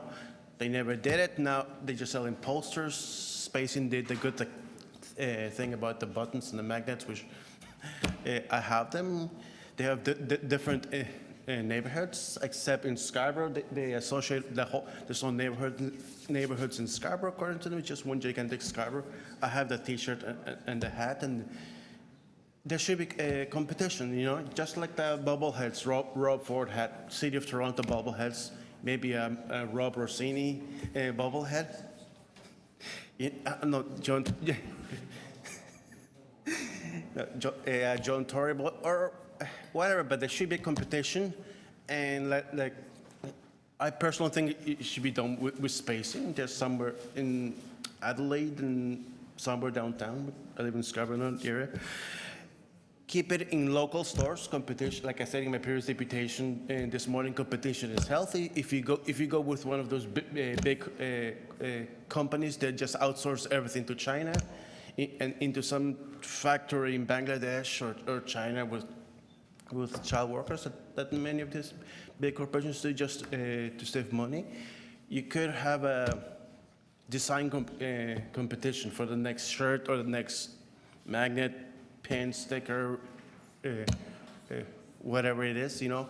For example, Google, their logo, they change it almost on a daily basis. You can, you know, it's competition. You can even design a Word 32, Word 2, Word whatever, T-shirt design, you know, T-shirts, scarves, hats, whatever. And if you're going to have items of Toronto, please, there is more to Toronto's life than the CN Tower. You know, 99% of the symbols in the city, shirts, hats, and pants, and everything else, and socks, is the CN Tower. Please have an imagination. Thank you. Thank you, Mr. Glavich. Questions of the deputant? Seeing none, we'll take it into committee. Thank you very much, Mr. Glavich. Outside councillors, Councillor McMahon, did you want to speak? Yes, please, thanks. Oh, did we have questions of staff? Sorry? Is that what you just said? Yes, we did. We're back in it. We moved through Oh, okay. questions. Okay. Oh, sorry. Do you want questions of staff? Yeah, I just had one quick one, and that was just with regard to the history of the former store that they had. What happened to that? Through the chair, I actually asked that question, and it was prior to amalgamation, it was actually closed down. That's what I understand. After amalgamation. Yeah. Do we know why? I could actually look that up if you would like, Councillor McMahon. I could do my due diligence on that. Sure. Thanks. Councillor McConnell seems She has to a lot have of an history. answer. Okay, thank you. If we could find that out for council. Thanks. Okay. Okay. Bring it back into committee. Questions of staff? So, Councillor Nunziata would like. yeah, just a question to staff. So, I mean, it's, you know, it sounds like it's a great idea. I mean, of course, we'll need more details and staff. So to staff, Will you be able to bring a report forward on, as far as, Through the chair, recommendation would be and what the process would be if we were to investigate that? Because we did have one years ago, I know. through the chair, we will definitely look at this. I'll be working with EDC, Economic Development, and the Chief Corporate Office Organization to look at this. We don't have a proposal at this point in time, but we'll come back and we'll see what we can do, and some of the history to Councilor McMahon's point earlier.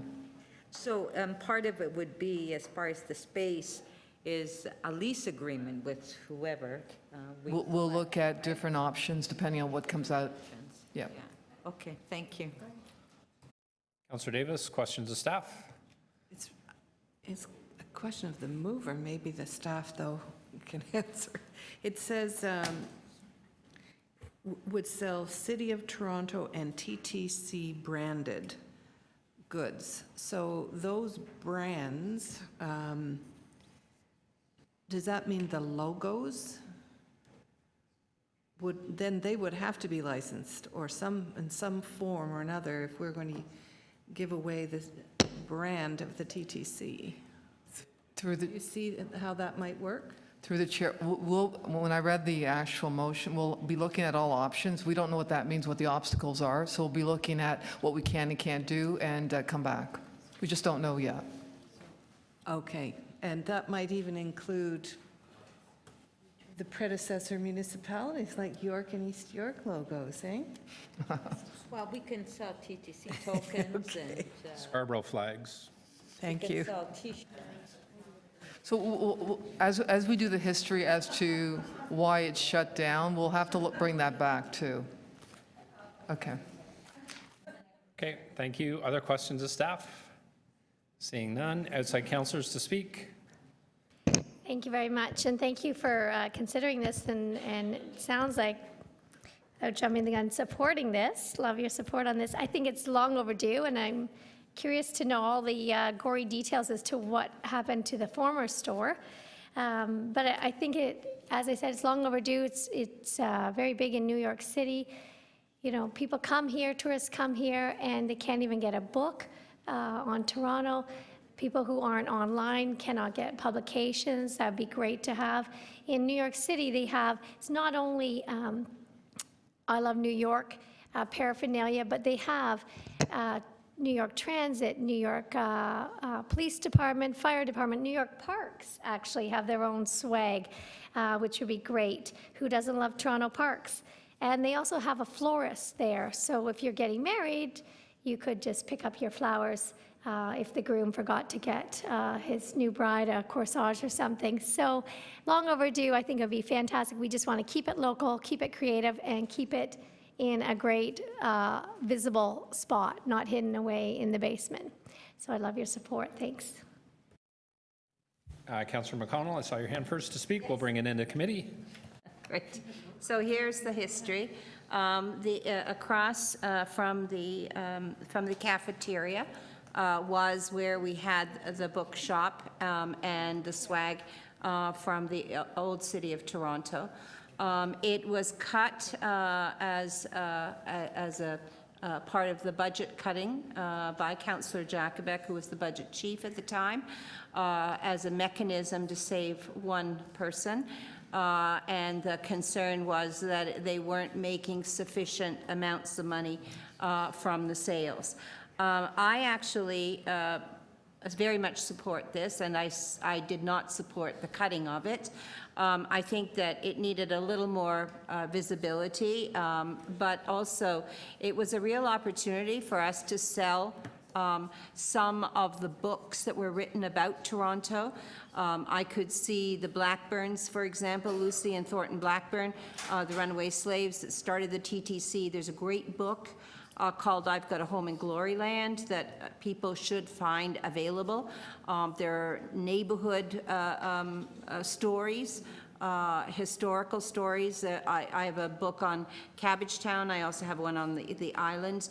I believe that both Torontonians and tourists should have these opportunities to buy. I think it's also, if I could say, a real opportunity for a social enterprise to really employ perhaps people who are suffering from mental illnesses with a supervisor who would run the shop. These sorts of things would be terrific, I think, for us to be able to look at how we can meet our tourism industry with a very proud face. And I think Spacing has done that, but I also think that it's bizarre that you come to City Hall and you can't get anything about the city. I think also it's bizarre that you can't buy TTC tickets or Presto here. Like, I think there's a lot of things that could be merchandised. And when you see the people, when they come in and they stand there, there also isn't any information about what they're looking at. So when they're looking at the model of the city, or when they're looking at the sculpture of the nails, quite often people don't know that you can take your dime. It used to be a penny, but you can take a dime or a quarter and have it go down, and how much fun that is for little ones.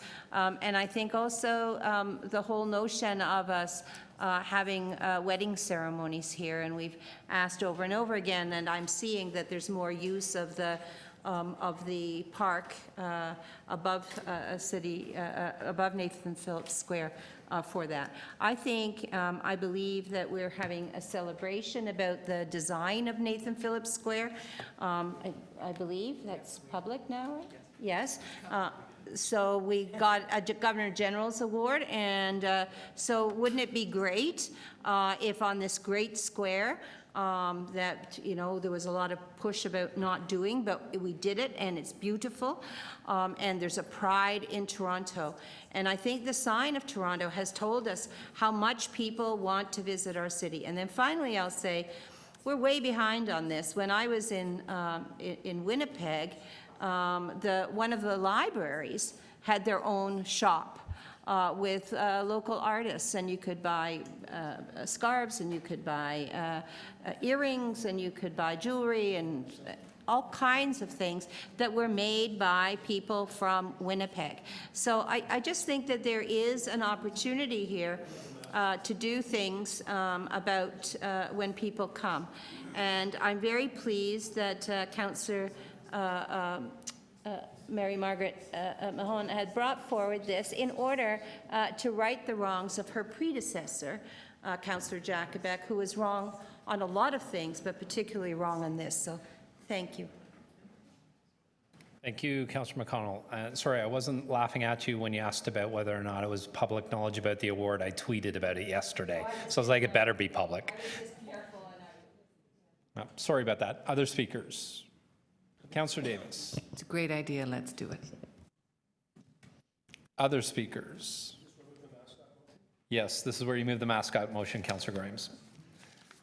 Okay, and I just have a quick amendment that the report also include the feasibility of selling other City of Toronto documents or information that's normally sold to the public. I was at the same New York stores that was mentioned in this report, and I picked up some planning documents and some different city documents that weren't available online from the City of Toronto, but they were available in the stores, so I don't want to miss out on that opportunity. I think this is a great idea. Often, as I've said many times, I walk across the square back and forth to the Union Station to get the GO train, and people are, you know, taking their pictures in front of the Toronto sign. Just a couple of weeks ago, I stopped, I took somebody's picture for them, a family picture, and the very first thing they asked was, where do we get our City of Toronto logo t-shirts? So I think we're missing a great opportunity there as well for branding the city. So I think this is a great idea, and I'll be supporting it as well. Okay, all in favor? Opposed? Carried. Thank you. Item is amended. All in favor? Carried. Thank you, Councillor McMahon. Our next item, we go back to number 12, City of Toronto Consolidated Green Fleet Plan 2014 to 2018, held by Councillor Davis. And this was, sorry, item number? 12, the Green Fleet Plan. So, first of all, thank you for the report, and it's good to see that we are making significant progress. I wondered about the contracted out services, do we have the same kind of requirements, oversight, no idling, technology that restricts idling for our contracted out solid waste collection? So through the chair, I was just asking staff this. We will come back to you. I don't have that information at hand, but I'm assuming through some of the contracts that we may have specific requirements around green. So we'll come back to you, Councillor Davis. Okay, and the second thing has to do with their vehicles. We're moving clearly towards compressed natural gas vehicles, even for garbage trucks. And I wonder, did we require that in our contract? Those types of vehicles? Do you want to answer? And do we require those types of vehicles to be used in any other contracts we have? Only there. Or any of these other green fleet initiatives? I do believe that there was some consideration of asking contractors to use CNG vehicles, but I do not know for certain that that was put in the RFP. We'll have to come back to you on that. And whether or not we can do it in the future in all contracts, because I have read the I don't know if anyone's here from procurement, but I have read what goes into contracts in the procurement. There's one page, it says, I have acknowledged and agree with the City of Toronto environmental objectives. And they just sign. And there's no teeth, there's no implementation, there's no requirements that I have seen around the environmental objectives of the City of Toronto in any of our contracts. So there are clauses. We'll come back to you, Councillor Davis, with the specific ones that we do have and ones that we could add. Do you want a motion that asks you to do that because you're reporting? Can you provide that Before council. before council? I will. Great.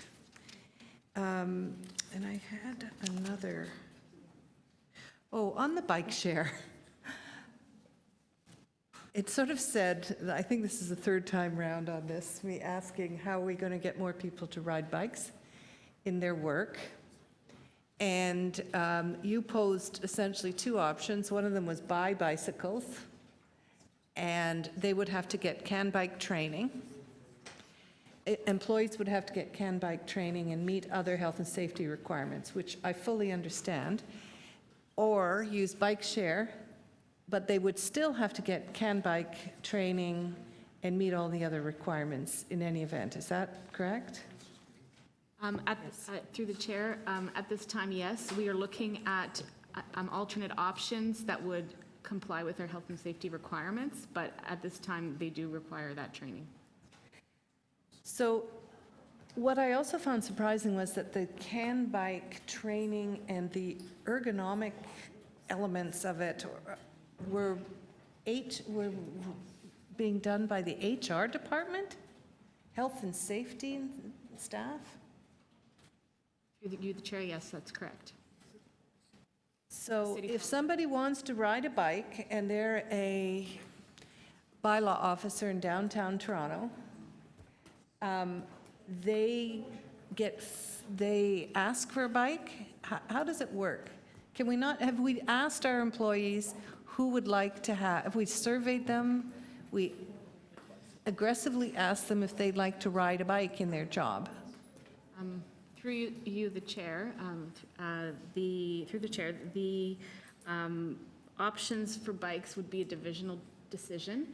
We have created the framework for them to purchase and also use bike share. We haven't necessarily looked at different job opportunities where bikes would apply. So I see you've negotiated with bike share. But if somebody is going to be riding a bike through all day in their job, you do want a bike that is fitted to their structure and so on. So I understand the ergonomic piece of it. If they want to use a bike that is specifically theirs in that job, belongs to the city, but is a vehicle, can they get one? Not through the chair, not through bike sharing. No, not through bike sharing, I understand. bike share has a set of bikes, and I can get on at Young Dundas and go down to Bay and King and get off at wherever, drive between City and Hall and Metro Hall. I'm talking about if, Last question, Counselor. We do have divisions that utilize bikes in their work, so they could procure those bikes. They would also then be responsible for maintaining those bikes and ensuring that they meet the health and safety of staff. so do we have divisions that actively Sorry, offer- Counselor, that was your last question. and where Yeah. they are? I do believe there, one example would be Transportation Services was using it for curb, sidewalk maintenance or monitoring or that type of Right, activity. that's a very Sorry, good. Counselor, you're at 6 minutes. Okay, I'd like a second round then, please. Okay, other questions of staff? None? Okay. Speakers, I'd like a second round of questions. you want a second round of questions? You just had 6 minutes. Okay.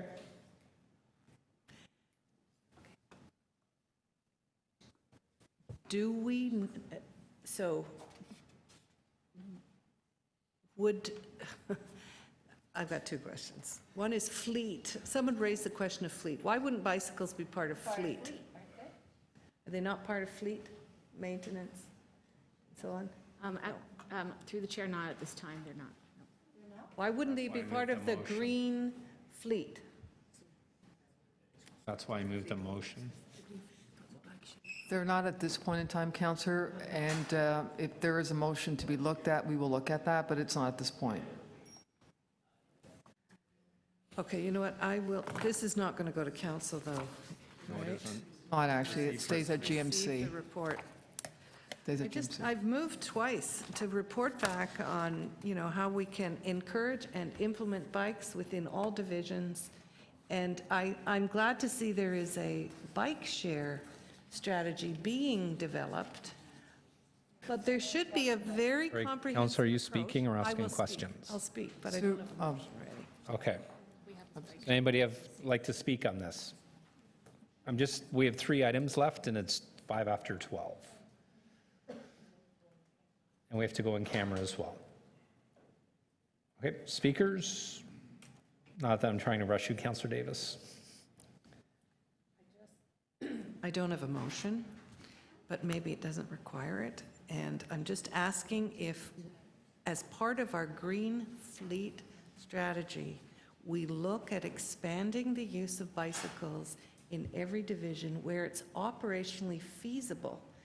And you point out one very good example, the people who go around and look at the sidewalk bays and assess the quality of those bays for maintenance purposes. It's a perfect job to be riding around on a bicycle all day if that's what you're doing.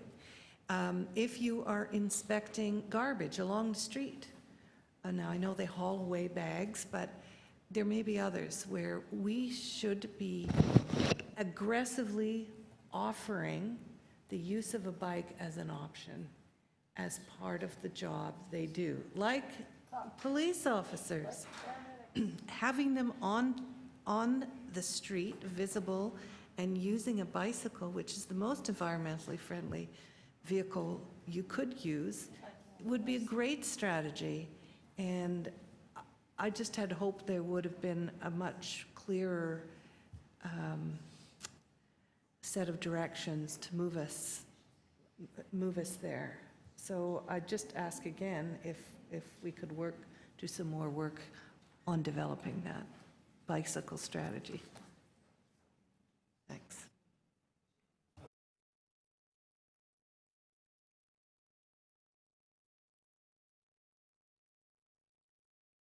Sure, I'll move adoption.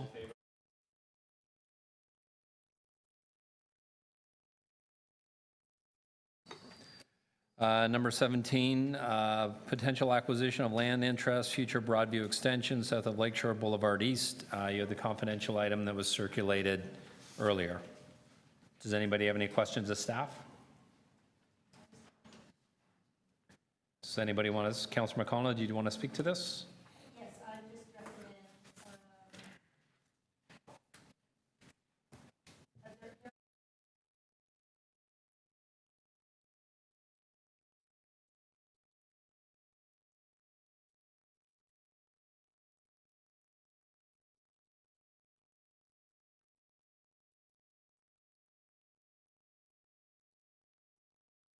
and ask staff regarding the potential acquisition of the interests of the lands, and with alternative 1 as the preferred option. Yeah, but that's, can't repeat that. That's a confidential report. No, I didn't say what it was. Yeah, okay. Correct. I think I spun it correctly. Correct. Yeah. Thank you. I thought you were going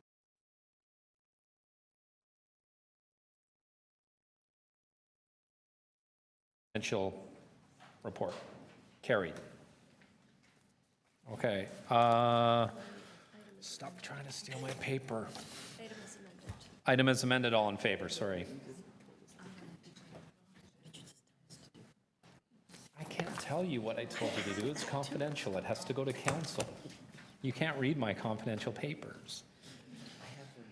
Number 18, we're on number 18, 6 Points Interchange, Toronto Hydro Infrastructure is held by Councillor Davis. Councillor Davis, do you have questions of staff? I'm wondering why we are proceeding to pay for this before Build Toronto has acquired the property. Why wouldn't we wait for Build Toronto to acquire the property and for them to initiate and pay for the hydro upgrades that are necessary?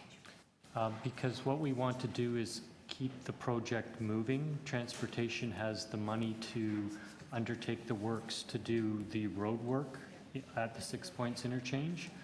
But usually a developer would pay for the hydro costs for all of the extra service that's going to be required from new development that's going to happen in the area. Since we don't have a developer at this point, we've decided we will front the cost of the hydro infrastructure. It's normally what happens between hydro and the developer. And once Build Toronto starts to sell the development lands, they will pay the city back for those funds. But why are we, I don't understand what, you're saying because it has to be done before the transportation services work? Structural redevelopment work gets done. Happens in conjunction with all this other work that's happening. So the hydro plant has to go in as the roads go in. So you're using LARF money, which, and I'm wondering if this has ever been done before, to use LARF for hydro installations? Well, I consider it to be part of developing the lands and basically utilizing our land acquisition reserve fund, which I'll say was there to undertake this project. We're not increasing the funds. What we're doing is just utilizing for a different purpose. And then eventually all that gets paid back to us and it all goes back into the land acquisition reserve fund. So I consider it, I'll call it a loan from the LARF. And what kind of undertaking do we have from Build, and is it? We won't transfer the lands to Build until we've come to an agreement with how they're going to pay us back. And what I would like to do is say to Build, as you sell properties, we're going to get a percentage of those sales to come directly back to the city. Okay. All right, that's it. Thank you.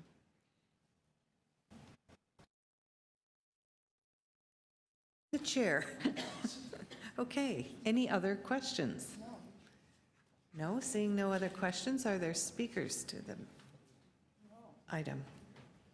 Councillor Grimes? Do you want to move the staff report? Okay, so there's a motion to adopt the staff recommendations. All in favor? Opposed? That's carried. And is that the final item?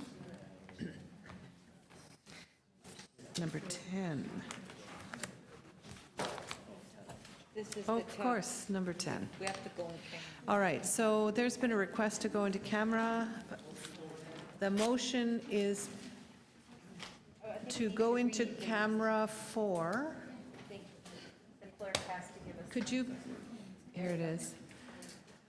To meet in closed session to consider this item as it relates to the receiving of advice that is subject to solicitor-client privilege, litigation, or potential litigation, and the security of the city or cities or a local board's property. And Councillor Grimes, you moved that? Yes, ma'am. Okay, all in favor? Carried. All right, so we have to clear the room, except for those people. Sorry. Oh, Before we go on camera, do you want to I'm going to move a motion to extend the meeting to finish, so we don't have to come back. Okay. Possibly at 12:30 to come out, to go back in. Go back in. Okay, all in favor? Carried. So if I could ask everybody that's members of the public, I need you to leave the room, and any city staff that aren't involved in this item or have an interest in this item, I need to leave you to leave as well. Thank you. And don't go. Councillor Grimes, get out. See ya, thank you very much, I'm out of here.